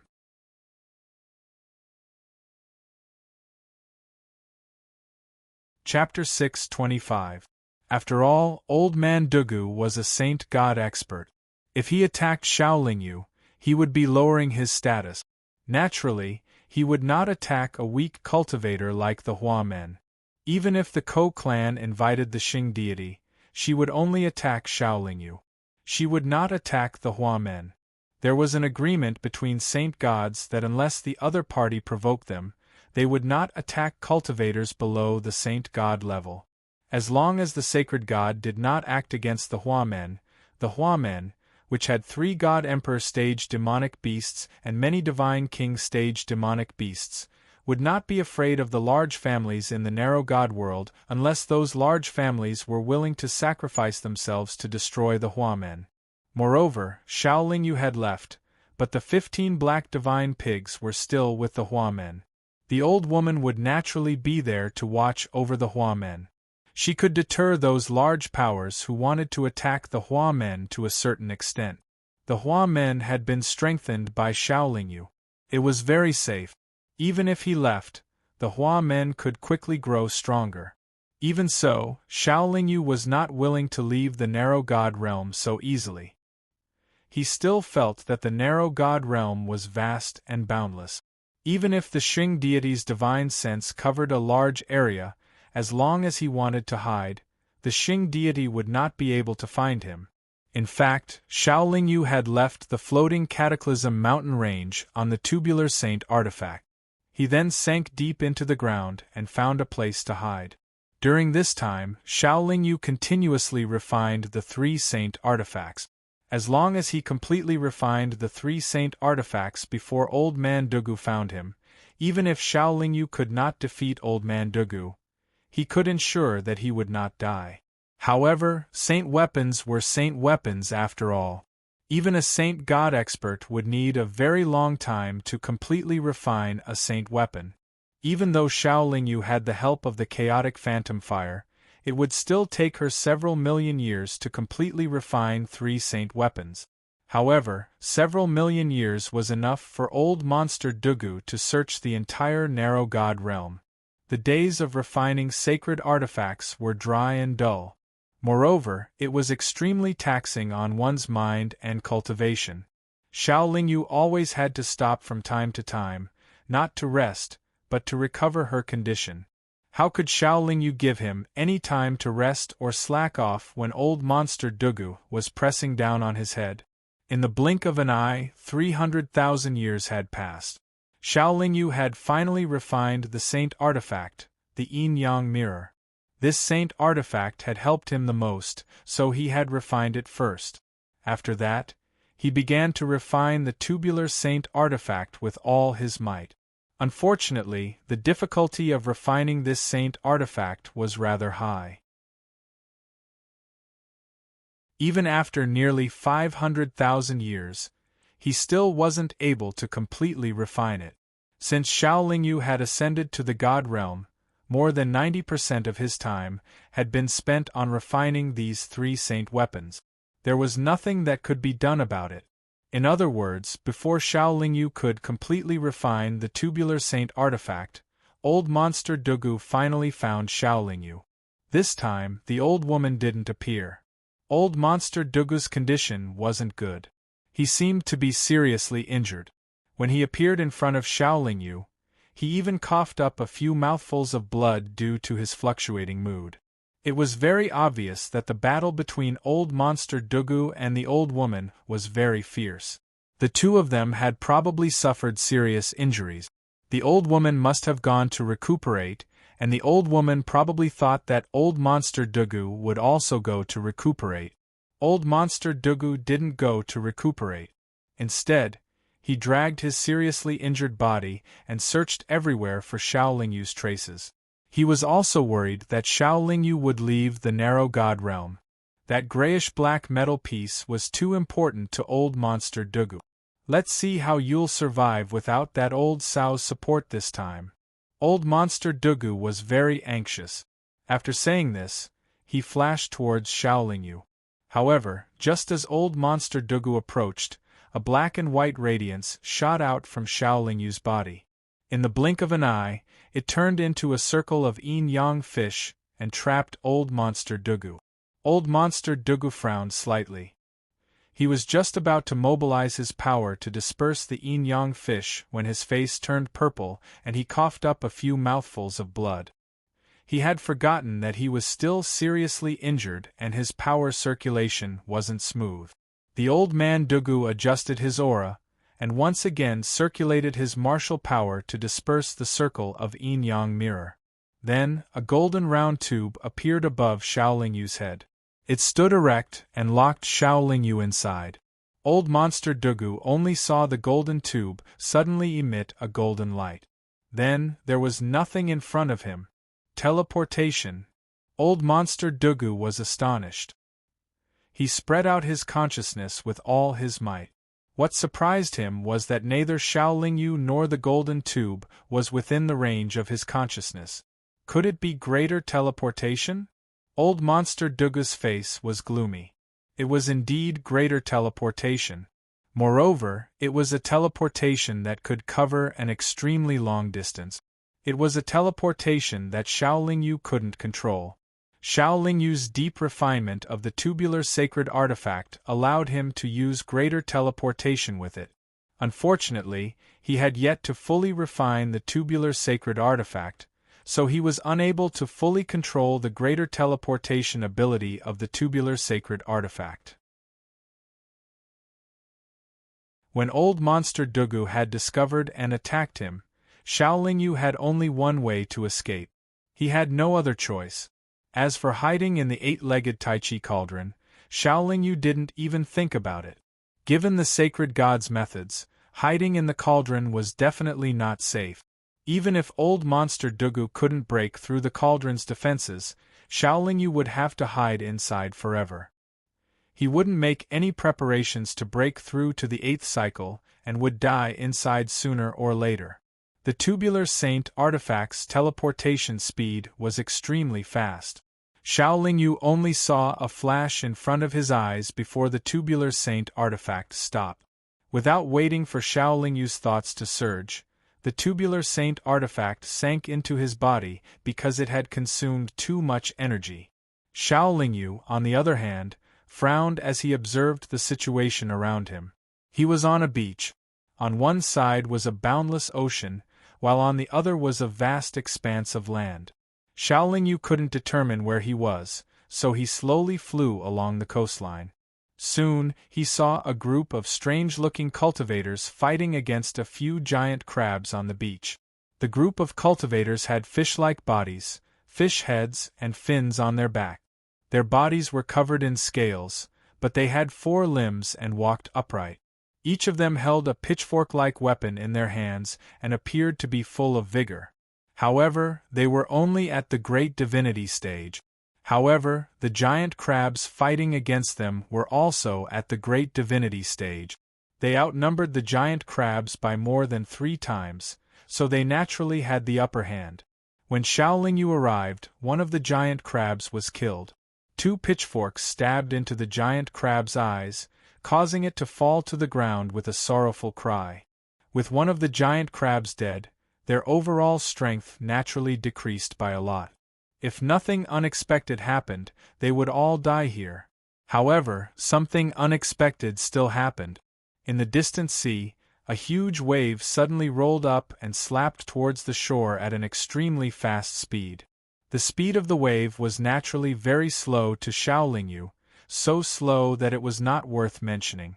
However, to these strange cultivators at the great divinity stage, it was too fast. It was so fast that before they could retreat, it had already slapped onto them. After being slapped by the wave, the group of cultivators at the great divinity stage all lay crookedly on the beach. When they stood up again, there was already a giant crab less than 100 feet in front of them. Xiaolingyu could see that the giant crab that had just arrived was at the heavenly divinity stage. It was definitely not something that these cultivators at the great divinity stage could deal with. The heavenly divinity giant crab, whose body was like a small mountain, waved a red front claw and slammed it down fiercely. The difference in cultivation level made the cultivators unable to dodge or block at all. This claw would probably cause more casualties to the group of cultivators. However, just as the cultivators were trembling in fear, a rainbow light descended from the sky and easily pierced through the giant crab's body. Although the giant crab's front claw had landed, it did not have the same power as before. The group of cultivators dodged to the side.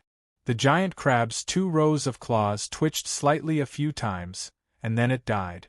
The group of cultivators all looked up in shock and saw a figure in midair. Xiaolingyu descended from the sky and shook his fist.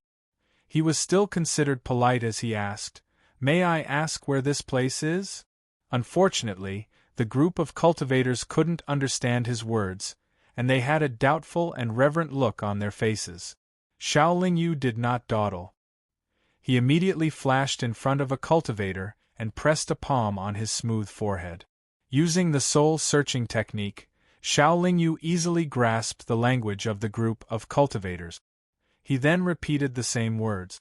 This time, the group of cultivators understood. One of them stepped forward and answered, "This is Red Crab Bay. Our ocean viewing village is nearby. Take me to your village," Xiaolingyu said. The group of cultivators only hesitated for a moment before they began to lead the way. They were very slow, but Xiaolingyu was very patient. These cultivators were only in the great divinity stage. Xiaolingyu did not expect them to have much useful information. After a full 3 days, the group of cultivators finally stopped in a forest. Xiaolingyu could already see a small village surrounded by tall fences. The village chief of Ocean Viewing Village also had the appearance of a strange fish, but his beard was slightly longer. His cultivation was in the early heavenly god stage, but he also did not know much. He only told Xiaolingyu that there was a city very far away. Xiaolingyu could already see that this place was similar to the places where humans gathered in the narrow sense of the god realm. This ocean viewing village was similar to the Lingu Valley where he was originally from. These villagers were at the bottom of the hierarchy and knew very little. Therefore, Xiaolingyu did not stop at Ocean Viewing Village. He flew in the direction of the city that the village chief pointed to.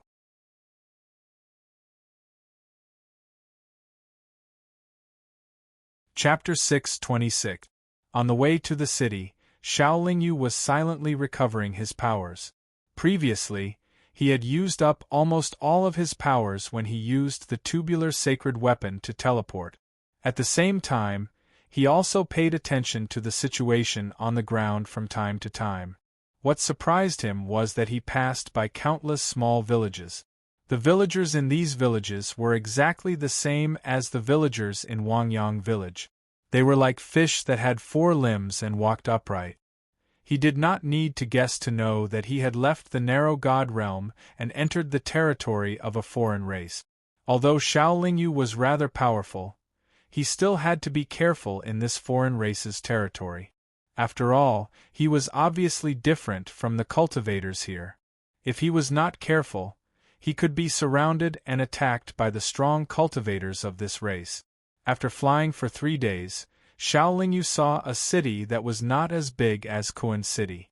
Rather than calling it a city, it would be more accurate to call it a slightly larger town with walls. Furthermore, there weren't many pedestrians on the streets of the city.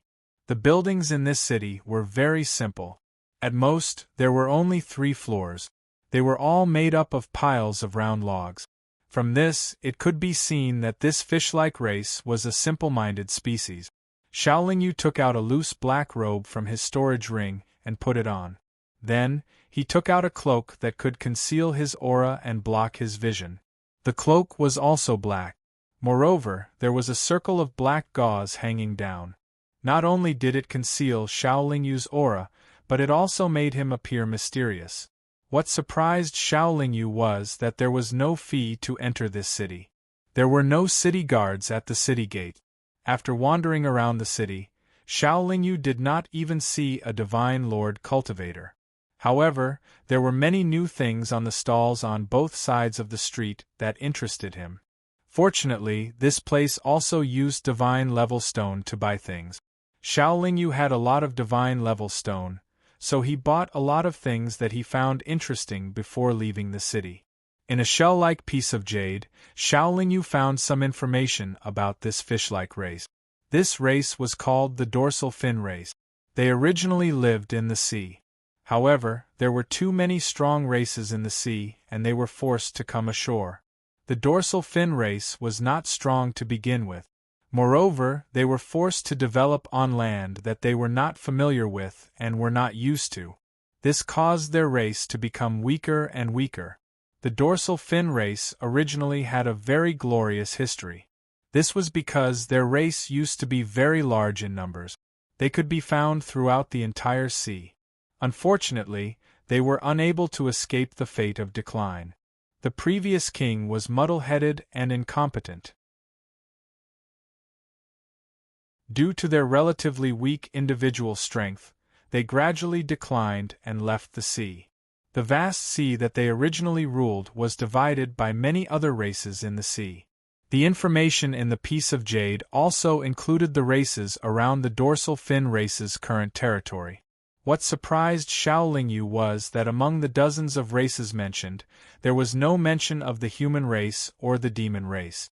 Even the races near the narrow god realm where the human race and the demon race resided were not mentioned. It seems like I've moved very far away this time. Xiaolingyu rubbed his chin and thought, it's good that it's further away. Otherwise, that old monster Dugu will be able to find me easily. Anyway, I'm not in a hurry to go back. The Hua men have Guanyiwei and so many powerful monsters guarding them. I don't think anything will happen.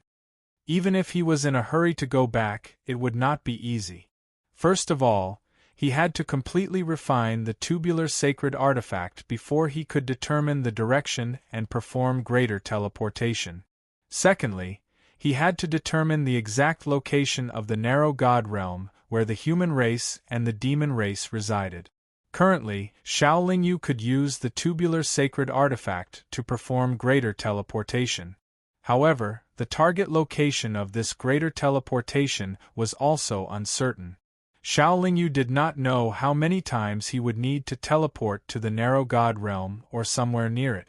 If he accidentally teleported to a dangerous place, the gains would not make up for the losses.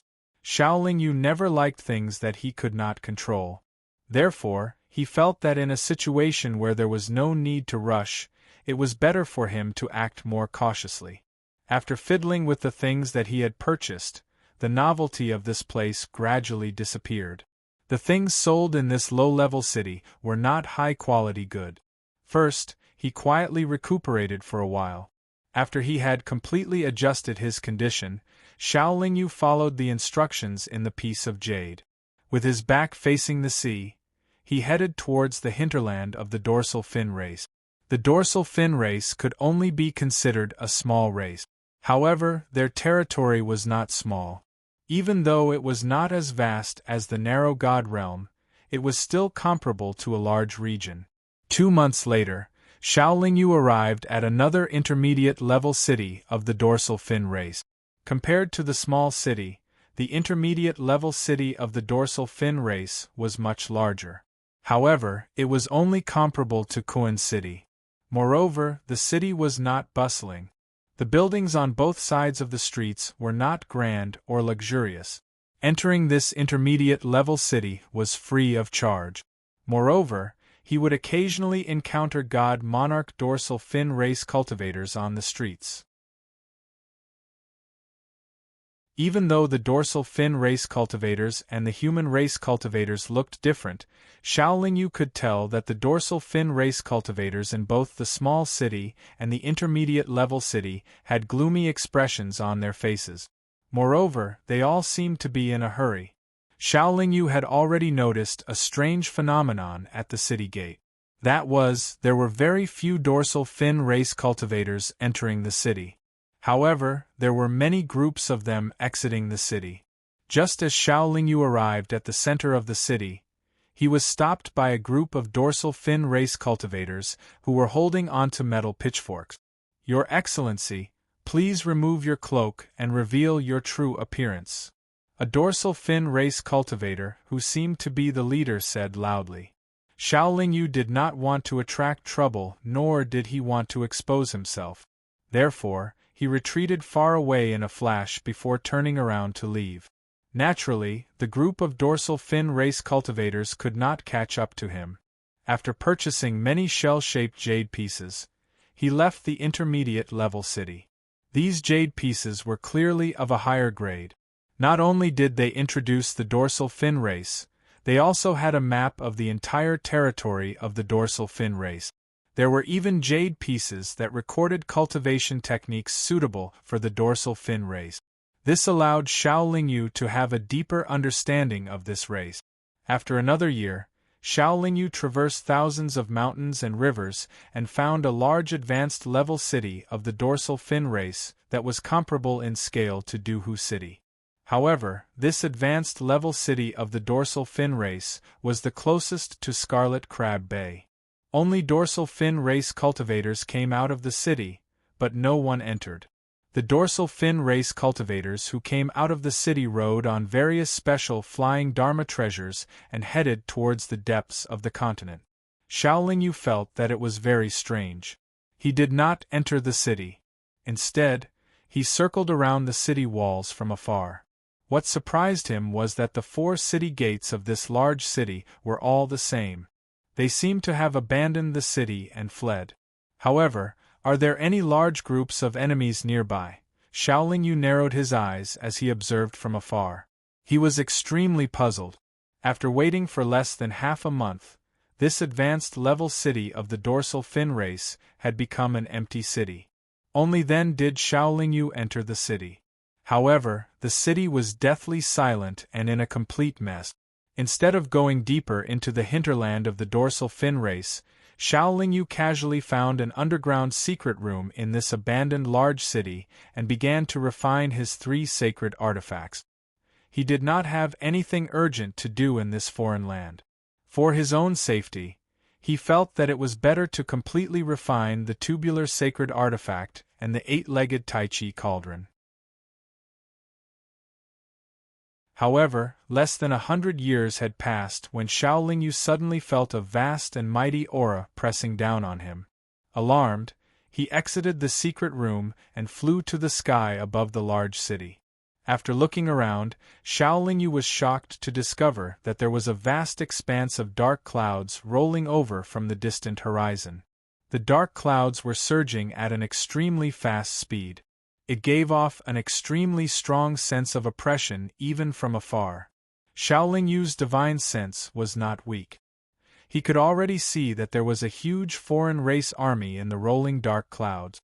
Furthermore, this group of foreign races was clearly not from the dorsal fin race. The aura that made Xiaolingyu's heart palpitate earlier was released by this foreign race army as they advanced. Perhaps their individual strength was not strong, but when their aura was gathered together, it was completely different. At this moment, Xiaolingyu finally understood why the dorsal fin race cultivators had abandoned the city and fled. It was because they knew that this large city would be attacked by foreign races. Xiaolingyu was not a warrior of the dorsal fin race. He would not help the dorsal fin race resist the invasion of a strong enemy. Therefore, he turned around and flew away without a second thought. Although the foreign race army moved quickly, they could not compare to Xiaolingyu. They were quickly shaken off by Xiaolingyu. Xiaolingyu could guess that this foreign race army would definitely continue to enter the dorsal fin race's hinterland. The dorsal fin race was definitely gathering their people and preparing to gather their forces to resist the enemy.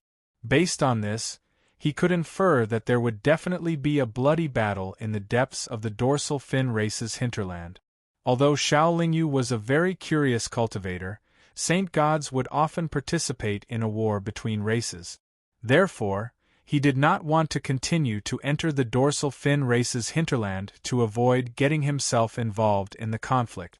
Therefore, he decided to change direction and flew to the left of the foreign race army behind him. After flying to the left for close to 2 years, Xiaolingyu finally stopped. Along the way, he only encountered a few dorsal fin race cultivators sporadically. The cities that he passed by were all empty. However, when Xiaolingyu stopped in one place for less than 10 years, another foreign race army surged over like a torrential flood. They were also heading towards the dorsal fin race's hinterland. However, this foreign race army was not the same as the one he encountered before. He also chose to avoid them and continued to fly to the left. However, after a few years, he encountered another foreign race army. It was also a different race from the first two. Xiaolingyu was even more puzzled. The dorsal fin race was already so weak, but they were attacked by several foreign races at the same time.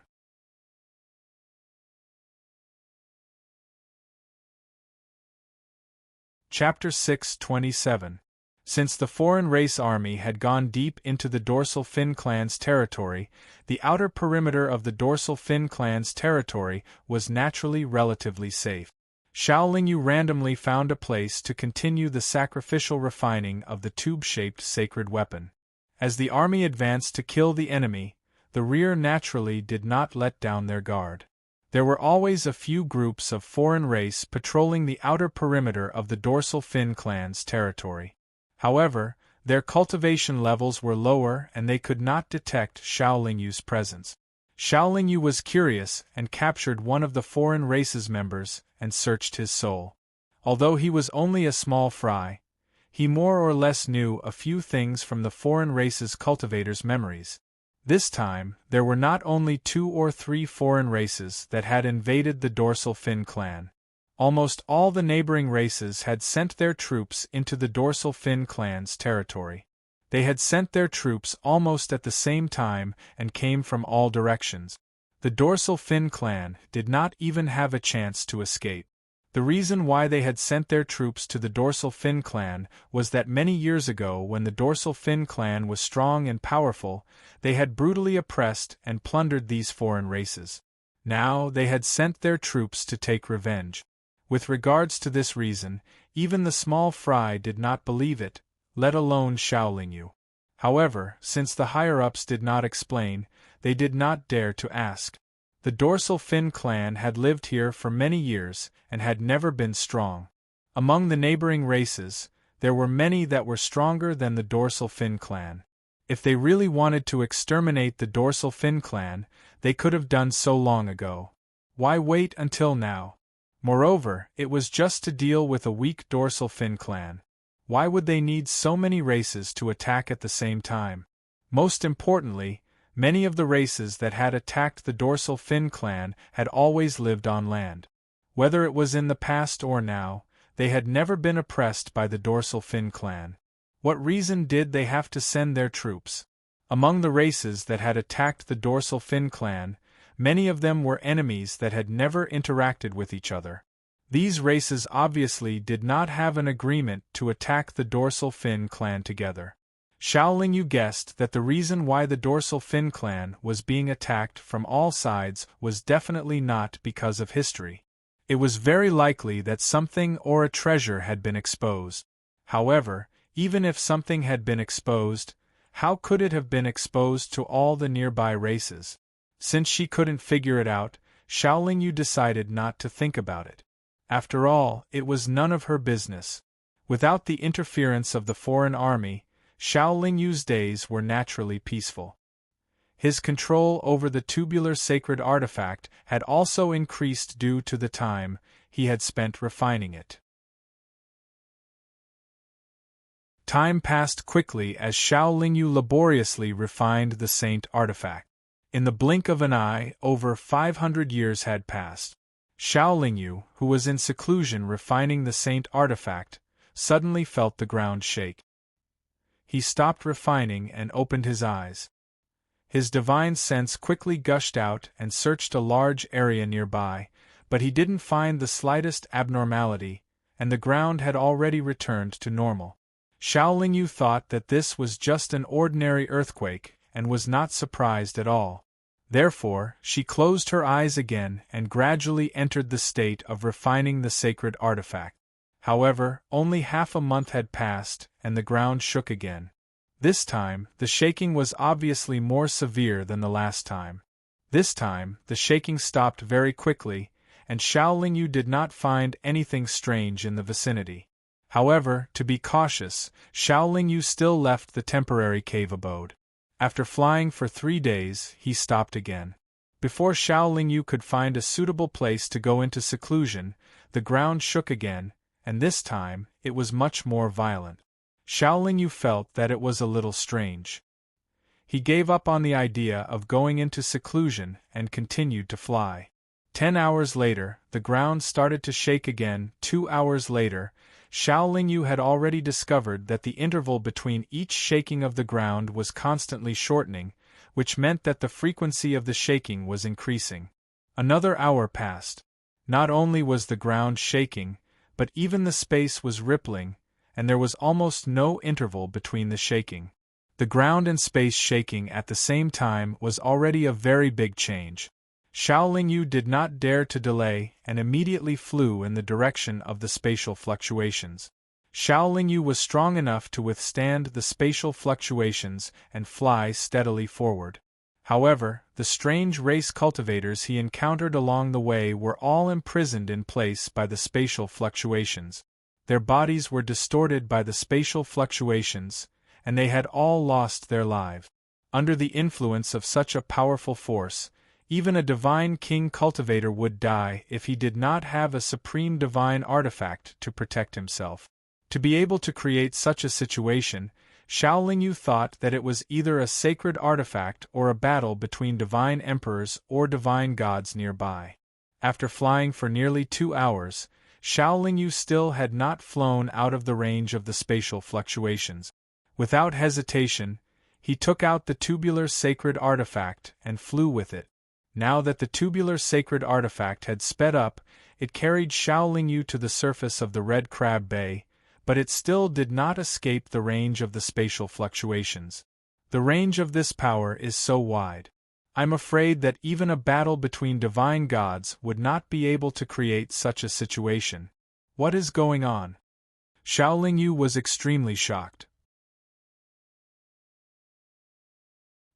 He couldn't determine where the center of the ripples was, so he didn't know where he should flee to. And when he reached this place, the ripples in space were still continuing, but it was already chaotic, and there was no direction at all. What made Xiao Lingyu even more surprised was that the immeasurable amount of seawater in the boundless ocean was actually rapidly evaporating. It turned into a hazy mist that rose into the air, forming a dark cloud that was as vast and boundless as the ocean. It was actually able to withstand the violent spatial fluctuations and surge towards the depths of the continent. It was obvious that the center of the anomaly was in the center of the continent. Xiao Lingyu flew towards the depths of the ocean. The closer he flew to the center of the ocean, the more shocked Xiao Lingyu became. This was because there was not a single drop of water in the ocean that he flew past. Xiao Lingyu found it hard to imagine what kind of power could produce such a powerful power. The seawater had disappeared, and the creatures that originally lived in the ocean had also vanished. Their bodies had been crushed to pieces by the distorted space. In the end, they rose into the sky and surged towards the depths of the continent with the dark clouds. Ever since Xiao Lingyu started cultivating, he had experienced a lot and had seen a lot. However, this was the most bizarre situation he had ever experienced. The tubular sacred artifact's speed quickly caught up to the edge of the spatial fluctuations. He was already tens of millions of kilometers deep into the ocean. The seawater in front of him was also constantly evaporating. After flying for another 4 hours, the spatial fluctuations finally stopped spreading and kept shrinking. The seawater naturally surged towards him. Xiao Lingyu turned around in surprise. Apart from the violent spatial fluctuations and the dark clouds in the sky that were gradually receding, he could not see anything else. Just as Xiao Lingyu was in a daze, an extremely powerful aura suddenly surged from the depths of the ocean. He turned around and saw a rainbow in the sky. It was flying towards the continent at a speed comparable to the tubular sacred artifact. A saint god expert. Xiao Lingyu could judge the newcomer's strength from his aura and speed. Just as he was about to withdraw his aura, the other party had already flashed past him. The saint god had no intention of stopping. Even his powerful consciousness had already swept across Xiao Lingyu's body. If it was any other time, the saint god from the deep sea would definitely have come over to ask Xiao Lingyu, who was from a different race. It was very obvious that the anomaly in the depths of the continent was more important to the saint god expert than a different race. Xiao Lingyu estimated that there would definitely be other saint god experts hurrying towards the anomaly. It would definitely be a huge mess over there. There were many experts in the depths of the ocean, so Xiao Lingyu did not dare to go any deeper. After some hesitation, he followed the spatial fluctuations and flew towards the continent. After flying to the edge of the continent, Xiao Lingyu stopped on a cliff near the ocean and flew into a cave in the middle of the cliff. The spatial fluctuations had already stopped, and the ocean was once again filled with water. Everything seemed to have calmed down. After less than a year of peace, Xiao Lingyu once again felt a powerful aura flying towards him from the direction of the continent. He tightly withdrew his aura, quietly exited the cave, and looked towards the sky. At this moment, the powerful aura had split into two. Two blue rainbows were rapidly approaching, one in front and one behind. The rainbow at the back was clearly faster. Just as the rainbow at the front approached the ocean, a meteor-like blue radiance from the rainbow at the back caught up with an even faster speed and accurately struck the blue rainbow at the front. The blue rainbow at the front immediately stopped and was then enveloped by a bubble of blue light. Then, a gourd-shaped magical treasure flew to the air above the bubble and started to sway even faster. To Xiao Lingyu's surprise, as the gourd swayed, the space and earth also began to shake violently. An invisible force continuously gathered towards the bubble, causing it to shrink. The blue rainbow at the center of the bubble had already turned into a cultivator. Xiao Lingyu could recognize that the cultivator wrapped in the bubble was the saint god expert that had passed by above his head before. Xiao Lingyu could also see that the cultivator wrapped in the bubble was constantly attacking the bubble, but the seemingly weak bubble only trembled slightly under the saint god's attacks and showed no signs of breaking. The blue rainbow at the back also stopped and turned into a cultivator. However, from his appearance, it could be seen that he was a saint god expert from the dorsal fin race. The saint god from the dorsal fin race waved his arm and formed a set of strange seals that entered the gourd.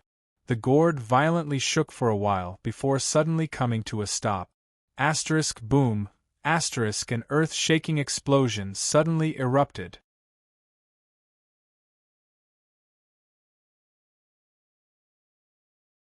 Chapter 628. The cliff that Xiao Lingyu was on instantly disappeared as well. A huge crater that covered an area of several hundred kilometers appeared by the sea. There were also terrifying cracks in the surroundings. If Old Man Duga's sword light was the most powerful attack Xiao Lingyu had ever seen, then the power of the bubble's explosion was at least 10 times stronger than Old Man Duga's sword light.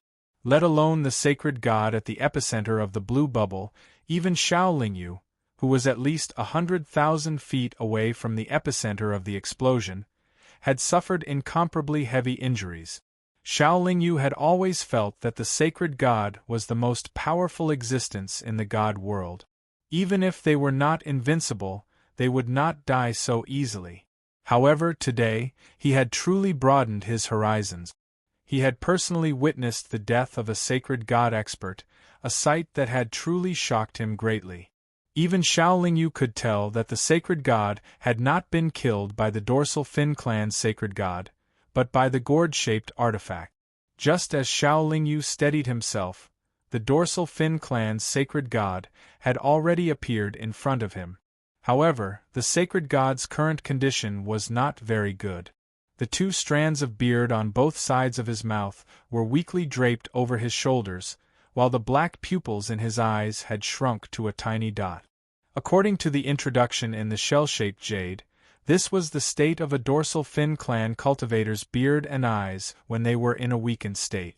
Even if the sacred god was in a weakened state, he was still a sacred god and definitely not someone Xiao Lingyu could deal with. Moreover, Xiao Lingyu was seriously injured, with many of his bones broken and many of his meridians disconnected. As a result, his strength was less than 30% of his peak condition. Most importantly, Xiao Lingyu was still in a state of panic after witnessing the dorsal fin clan's sacred god instantly kill another foreign race's sacred god. I did not expect to meet a human expert here, the dorsal fin clan's sacred god said in a surprised tone. Xiao Lingyu did not answer. Instead, he fed himself a supreme-grade divine pill to suppress the chaotic blood flow and cultivation power in his body. According to the records of our clan, a human expert came to our dorsal fin clan and caused our clan's decline. The dorsal fin clan's sacred god's words immediately made Xiao Lingyu nervous. If the dorsal fin clan's sacred god attacked him, Xiao Lingyu would not be able to resist without the ability to use his saint artifact. However, our clan's prophet once prophesied that when a human cultivator lands in our clan, the dorsal fin clan's sacred god's sacred god, the dorsal fin clan's sacred god's sacred god's sacred god. By the dorsal fin clans.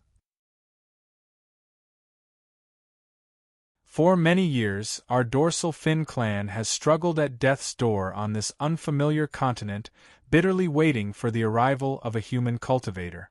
Now that our dorsal fin clan has used the blood of countless experts from the surrounding races to break the ancient seal and obtain the divine spirit treasure, just as our revival is in sight, a human cultivator really did come. It seems that our prophet did not lie to us. It was once a glimmer of dawn, a glimmer of hope that allowed the dorsal fin race to persevere. Now, it has become a reality. Senior prophet, please forgive your descendants for foolishly believing that your prophecy was just a consolation for your descendants. The dorsal fin clan's sacred god's sacred god had a sincere and respectful expression as he spoke. He even bowed deeply towards the sea after finishing his words.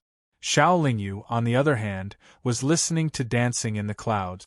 Although he didn't quite understand, he was able to pick up some clues. Xiao Lingyu was a staunch believer of atheism on Earth. However, after the apocalypse on Earth, he experienced many things in the cultivation world and his beliefs were shattered. However, even though he had traveled from the cultivation world to the immortal, devil, and monster realms, and then to the god realm, Xiao Lingyu did not believe in prophecies. He could not think of any magical ability or spell that could allow one to see the future. However, after hearing the dorsal fin clan's sacred god, he could not help but begin to doubt if the things that he believed to not exist really existed. Also, the words divine spirit treasure made Xiao Lingyu very concerned. He felt that the divine spirit treasure should be referring to the gourd from earlier. How should I address you, little brother? The dorsal fin clan's sacred god turned around and asked Xiao Lingyu after bowing. I am Xiao Lingyu replied. I am Ji Yuan, the patriarch of our clan. May I ask why Brother Xiao has come to our dorsal fin clan? The dorsal fin clan's sacred god asked politely. To seek refuge, Xiao Lingyu said with a bitter smile. Ji Yuan nodded and then said meaningfully, according to our clan's records, the human cultivator who caused our clan to decline back then also came to seek refuge. There are often many surprising coincidences in history and today. However, I hope that after this coincidence, it will be as the prophecy said and bring us a completely opposite fate. Xiao Lingyu did not reply. He did not know how to reply. Brother Xiao, is it convenient for you to come with me? Ji Yuan asked. It's really inconvenient now. You can also see that my injuries are not light, Xiao Lingyu said awkwardly. Haha, I forgot. I also used up a lot of energy and need to recover first. Ji Yuan nodded with a smile. Then, Ji Yuan randomly found a reef by the sea and sat down to meditate.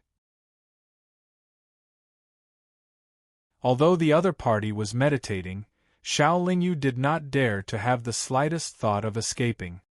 He randomly found a stone wall on the coast, dug a cave, and entered. In order to avoid any misunderstandings, the cave Xiao Lingyu was in was only a few hundred feet away from Ji Yuan. To recuperate from the injuries of the physical body, he still had to rely on the old method, which was to rely on the medicinal soup that transformed his body and soul to heal his injuries. However, the quality of Xiao Lingyu's body was now too high, so his recovery was naturally much slower. After nearly 20 years, Xiao Lingyu finally stabilized his injuries. Although he still had not fully recovered, he had more than 60% of his strength. What surprised Xiao Lingyu was that Ji Yuan, a sacred god expert, was actually able to recover well in 20 years despite using up such a huge amount of energy. Under normal circumstances, a sacred god expert would need at least tens of thousands of years to recover after using up so much energy. Now that his injuries had stabilized, as long as he carefully recuperated for a period of time, Xiao Lingyu would be able to completely recover in no time as long as he did not fight with other experts. Then, Ji Yuan released his power to envelop Xiao Lingyu, and the two of them headed towards the depths of the mainland. Ji Yuan's speed was extremely fast. As a sacred god expert, he could constantly teleport, and he could cross tens of thousands of miles every second. In less than 3 days, Ji Yuan brought Xiao Lingyu deep into the hinterland of the dorsal fin clan and stopped beside a huge mountain in the middle of a large basin. To Xiao Lingyu's surprise, the air around the basin was filled with the smell of blood, and the ground was dark red. This was originally a large lake, and this mountain is actually an island in the middle of the lake. This lake and island are the forbidden areas of our clan on the mainland. Only the sacred gods of our clan can come here. The seal on the divine spirit treasure left behind by our clan's ancestors was broken here. The seal is too strong, and it requires the blood of at least 10 million experts from 49 clans to break it. Therefore, I spread false news to the nearby experts that the seal on our divine spiritual treasure has weakened, and will automatically break out of the seal in a few thousand years. The nearby clans are greedy for our divine spirit treasure, so they have all come to pressure us. They never thought that it was a scam, and that their blood would erode the seal. Actually, this is still very risky. If this matter is exposed, our dorsal fin clan will be wiped out from the god world under the siege of countless armies. Sigh, I had no choice but to do this. If not for the fact that our race had been away from the sea for a long time and had already declined to the extreme, and that we would have died out without the need for the other races to do anything, I wouldn't have done this. Even though we have succeeded this time, our dorsal fin clan has suffered great losses. While bringing Xiao Lingyu along, Ji Yuan was slowly walking towards the peak of the mountain. At the same time, he was explaining to Xiao Lingyu. The reason why he told Xiao Lingyu about the secrets of the dorsal fin clan was probably because Ji Yuan believed in the prophecy. There was a flat plaza at the peak of the mountain. Most of the stone slabs on the ground had already cracked. Furthermore, they were soaked in blood until they were dark red. Xiao Lingyu could not help but sigh in her heart. This old man Ji Yuan was truly ruthless.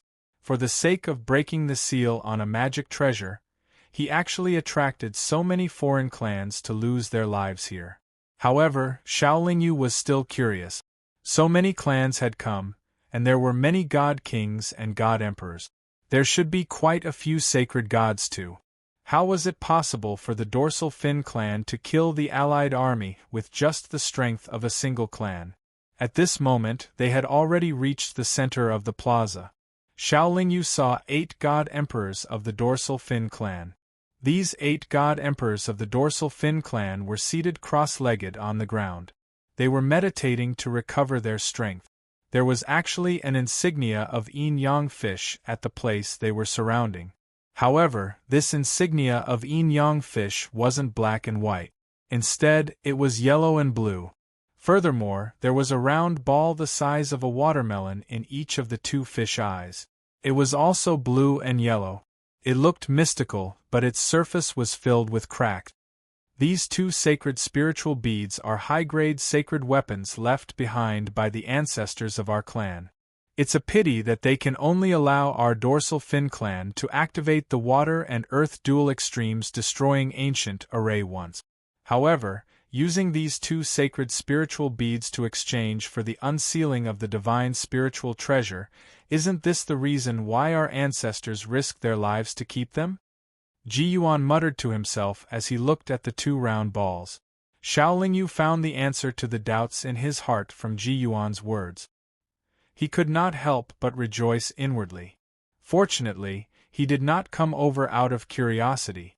Otherwise, he might have to contribute his own blood for the unsealing of the divine spiritual treasure.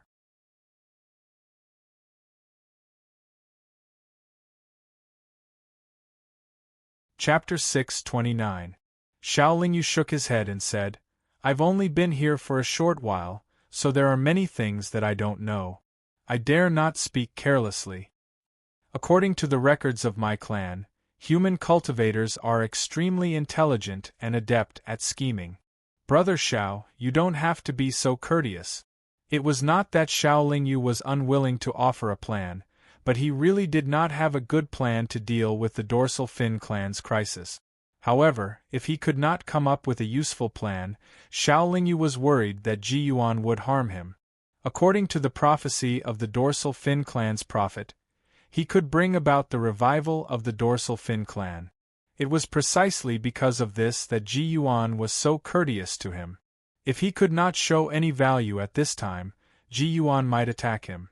Xiaolingyu pondered for a moment before saying, "Rather than waiting for death, why don't we take the initiative to attack?" Ji Yuan's eyes lit up when he heard this. He asked, "Our dorsal fin clan has suffered heavy casualties this time. We've lost 90% of our elite. How can we take the initiative to attack?" Xiaolingyu replied, "It's precisely because your clan's situation is not good that we have to take the initiative to attack. The other nearby clans must be calculating their own losses. They should not know about the dorsal fin clan's casualties. This is especially true for the powerhouses of those clans. Even if they manage to escape, they will still have lingering fears. The dorsal fin clan's initiative to attack will be beyond their expectations. It will make it even harder for them to figure out the dorsal fin clan's true situation. Moreover, no matter who the dorsal fin clan attacks, the party being attacked will respond with a defensive stance. They will not be able to receive support from the other clans. The other clans will only watch from the sidelines and watch the tigers fight. Peace can only be won through war." Ji Yuan nodded and said, "Brother Zhao's words are reasonable. It's always better to face one clan alone than to face the siege of many clans at the same time. If our dorsal fin clan does not take action immediately, once the surrounding clans form an alliance, even if we have divine spiritual treasures, we won't be able to resist."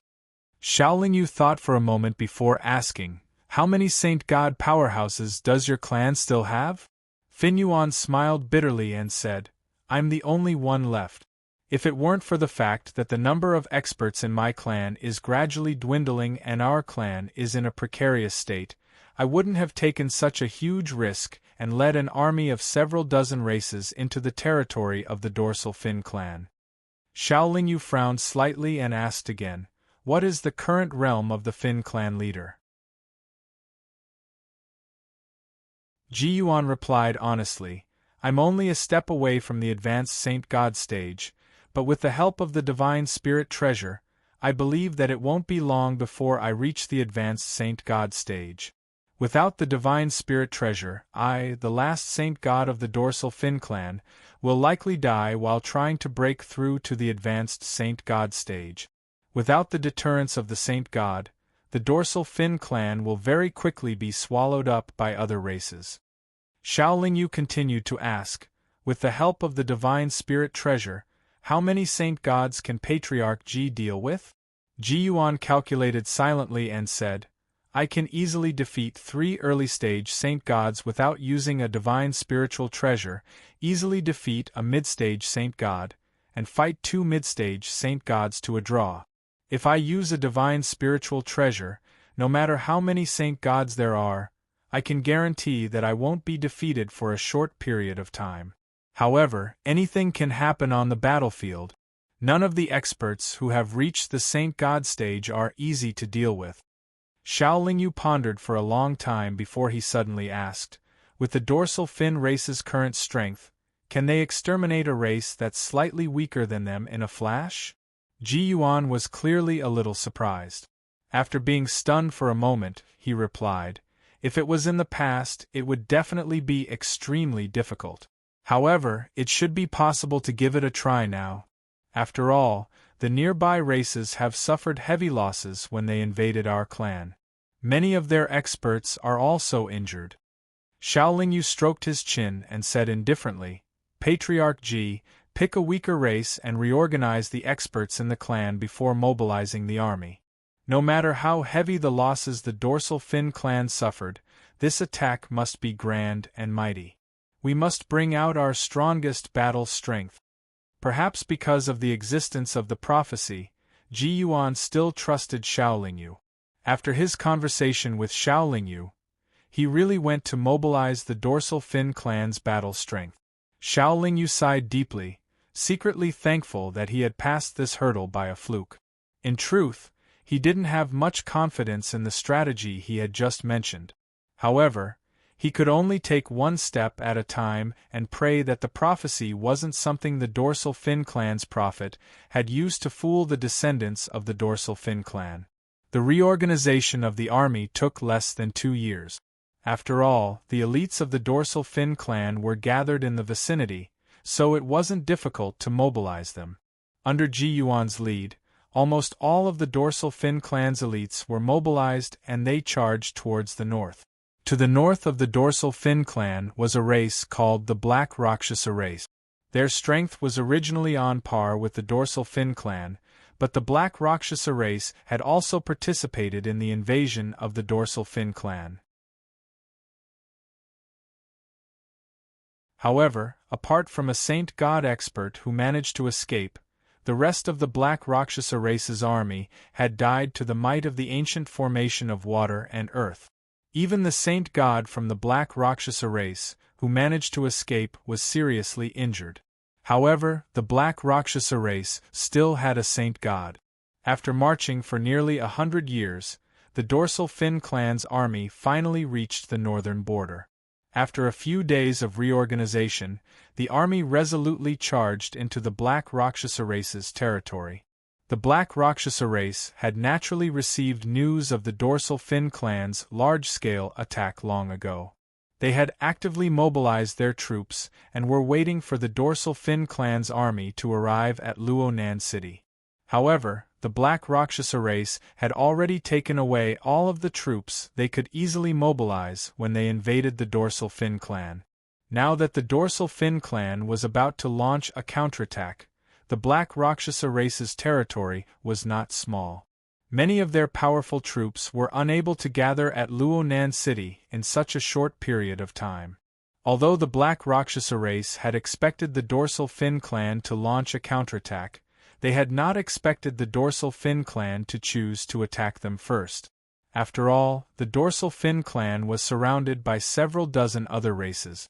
The dorsal fin clan wanted to end the battle as quickly as possible. As such, their army headed straight for Luonan City. In less than 3 months, they had completely surrounded Luonan City. In a large-scale war like this, the city walls were extremely insignificant.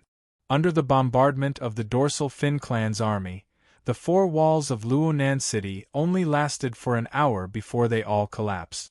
An intense clash ensued. However, the Black Rakshasa race was completely surrounded and their numbers were far smaller than the dorsal fin clan's army. The situation was extremely grim. The Black Rakshasa race could only hope that their saint god would emerge victorious. Unfortunately, one of the 2 saint gods of the Black Rakshasa race had yet to recover from his injuries. Even though the other saint god was in peak condition, they were still no match for Ji Yuan. In order to cooperate with Xiao Lingyu's plan to take down the Black Rakshasa race with lightning speed, Ji Yuan immediately used his divine spirit treasure. The blue bubble released from his gourd killed the Black Rakshasa race's saint god on the spot. Although Ji Yuan had expended a lot of energy after using his divine spirit treasure, he was still able to easily defeat the severely wounded Black Rakshasa race's saint god. However, he was unable to kill the severely wounded Black Rakshasa race's saint god. With the saint god defeated, Luonan City naturally fell. The Black Rakshasa race cultivators guarding Luonan City were all slaughtered by the dorsal fin clan's army. With Luonan City's fall, the vast territory of the Black Rakshasa race was naturally opened up to the dorsal fin clan's army. Over the course of several hundred years, the dorsal fin clan's army swept through the territory of the Black Rakshasa race as they pleased. They slaughtered countless Black Rakshasa race cultivators and plundered countless cultivation resources at the same time. During these years, Xiao Lingyu had always followed the army, but she had never personally participated in any battles. Instead, she had only quietly refined her saint artifact. When the dorsal fin clan's army was on their way back, Ji Yuan captured the severely wounded Black Rakshasa race's saint god alive and forced him to swear allegiance to the dorsal fin clan on behalf of the entire Black Rakshasa race. From then on, the Black Rakshasa race became a subordinate race of the dorsal fin clan. After the dorsal fin clan's army returned to the northern border, they rested for a short period of time before setting off again. Over the next few thousand years, the dorsal fin clan continued to wage war everywhere. Although they had only managed to exterminate 2 weaker races, the surrounding races were still unable to live in peace. The dorsal fin clan's powerful counterattack caused the other races that had previously attacked the dorsal fin clan to feel extremely uneasy. They no longer knew the true strength of the dorsal fin clan. They only knew that saint god experts had been killed by the dorsal fin clan's saint god one after another. The deaths of saint god experts had truly intimidated the experts of the surrounding races, causing them to not dare to rashly attack the dorsal fin clan. Instead, they continuously mobilized their own forces and actively defended their borders. The surrounding races of the dorsal fin clan were all worried that the dorsal fin clan's army would invade. Just as Xiao Lingyu had predicted, they all chose to protect themselves and did not help the other races that were being attacked by the dorsal fin clan's army. However, in order to avoid any accidents, the dorsal fin clan's army never stayed in one place for too long, nor did they engage in any kind of siege. As long as they encountered a relatively strong resistance, they would put on a show of attacking for 2 days before quickly retreating. The dorsal fin clan's army seemed to only fight for the sake of fighting. They did not have much of a goal in mind and would only attack when they discovered that a race was not prepared. Later on, under Xiao Lingyu's suggestion, the dorsal fin clan's army no longer slaughtered the defeated races and instead incorporated them into their own forces. Gradually, although the dorsal fin clan's army continued to wage war, their scale grew larger and larger. Armies formed by cultivators from other races were usually used as cannon fodder. Although it was a little cruel, the dorsal fin clan did not feel the slightest psychological burden because of this. The dorsal fin clan's conquest had been going on for 20,000 years. In reality, they had spent very little time fighting and most of their time on the road. However, the 20,000 years of conquest had stabilized the situation around them. In the eyes of the surrounding races, the dorsal fin clan had changed from a weak race to a powerful existence that could not be provoked. The divine soul treasure that Ji Yuan had used to intimidate Saint God experts made the saint gods of the other races not dare to act rashly. Naturally, they also did not dare to invade the dorsal fin clan.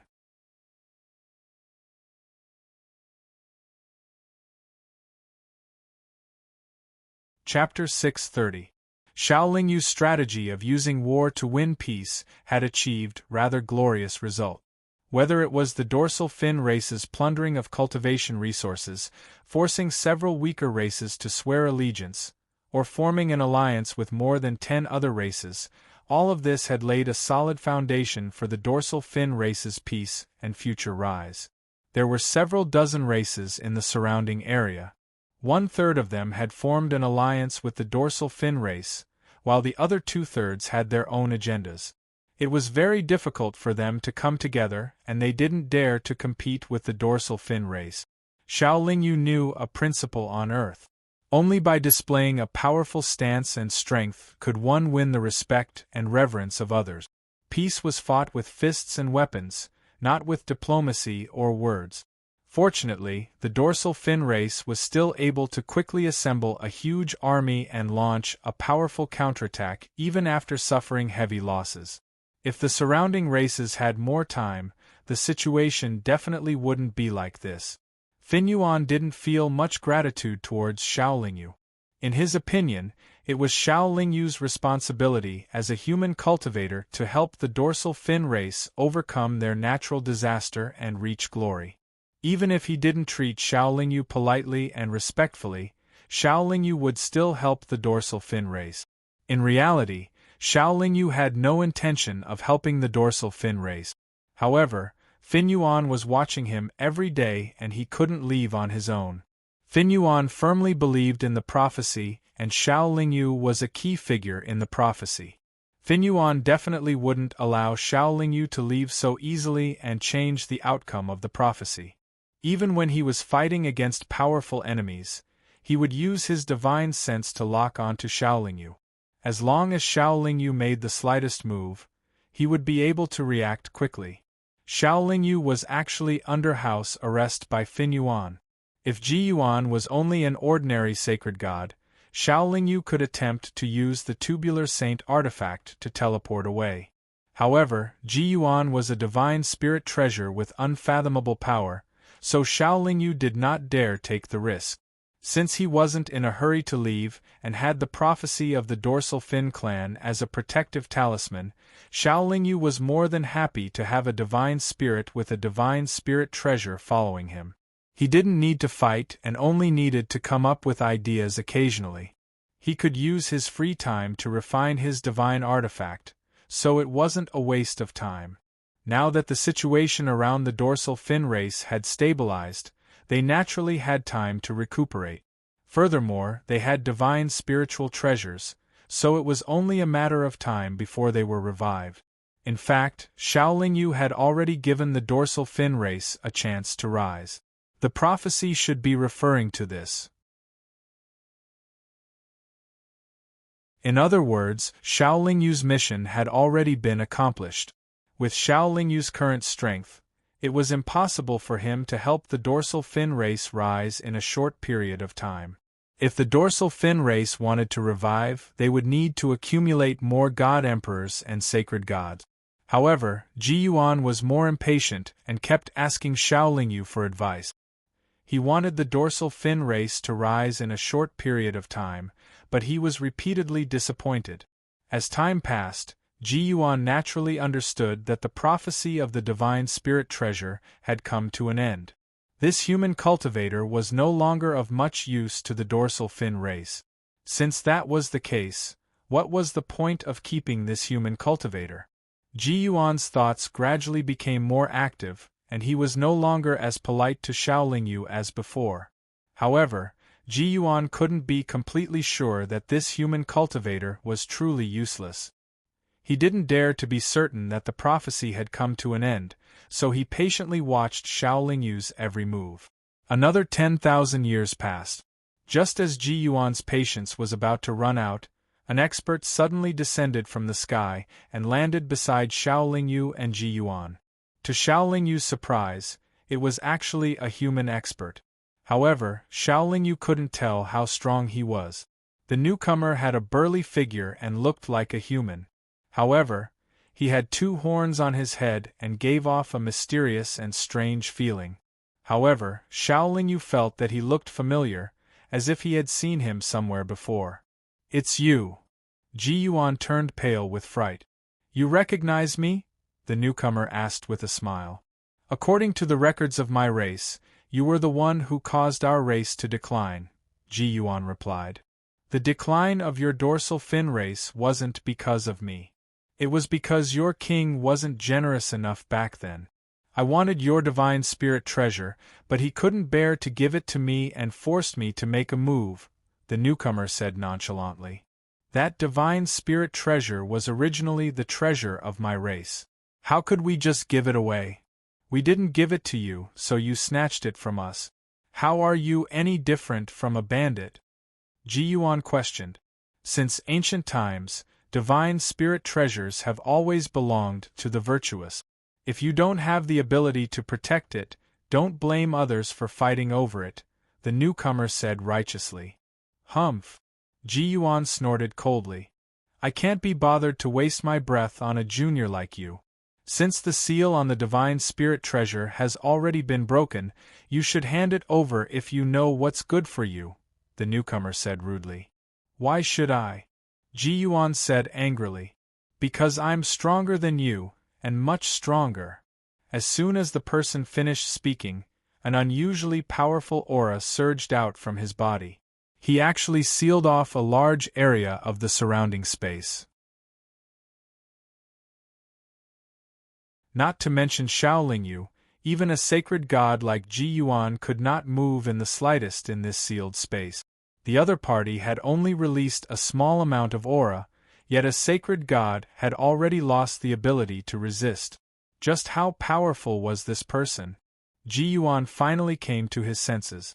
The newcomer was an existence that had caused the powerful dorsal fin clan to decline countless years ago.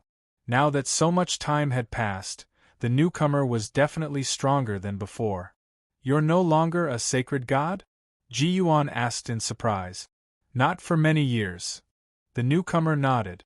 It was also at this moment that another cultivator wearing dark golden armor and wielding a dark golden spear suddenly arrived.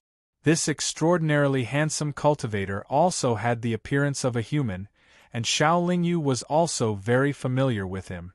After a brief recollection, Xiao Lingyu recalled that she had once protected Yan Tianzi before ascending to the God World. The God World expert who had chased after Yan Tianzi had been wearing dark golden armor and wielding a dark golden spear.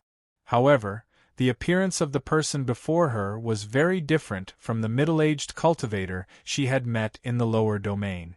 The two were clearly not the same person, but very likely from the same clan. "Chi Yu, I didn't expect you to show off in front of these juniors," the golden-armored cultivator mocked. "I can do whatever I want. I don't need you to meddle in my business." The tall Chi Yu replied coldly, but he restrained his aura. Xiao Lingyu was even more shocked and excited. No wonder he felt that the tall cultivator looked familiar. It turned out that he was a character from Earth's myths and legends. Back in the cultivation world, Xiao Lingyu had heard that the ancient experts on Earth were very powerful. Today, he had finally met one of them. As heavenly ascension stage experts, we must be reasonable in our actions. Forcing others to hand over their magic treasures is a bit like bullying the weak. Everyone says that you, Chi Yu, would never do something like bullying the weak. Seeing you today, it is truly disappointing, said the golden-armored cultivator with a smile. Which eye of yours saw me bullying them? I'm only discussing with him. If he's willing to hand over the divine spirit treasure, I naturally won't mistreat him, Chi Yu said unhappily. Unfortunately, he's not willing. Ha ha! The golden-armored cultivator laughed. Chi Yu was so angry that his face and neck turned red. He said to Ji Yuanyan, "To be honest, your divine spiritual treasure has been targeted by many experts of the state of reaching heaven. It is impossible for you to keep it. If you give it to me, I can promise you some conditions that are not too excessive." Don't listen to him.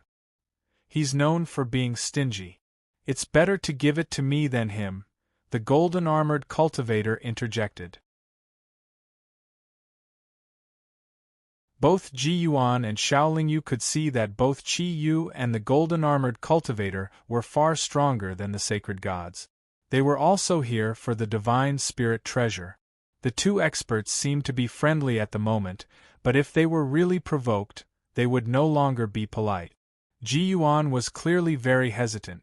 He had never thought of giving the divine spiritual treasure to anyone else. Only with the divine spiritual treasure would he be able to kill his saint god enemies and lead the dorsal fin clan to prosperity. However, the current situation was very clear. He was unable to keep the divine spiritual treasure.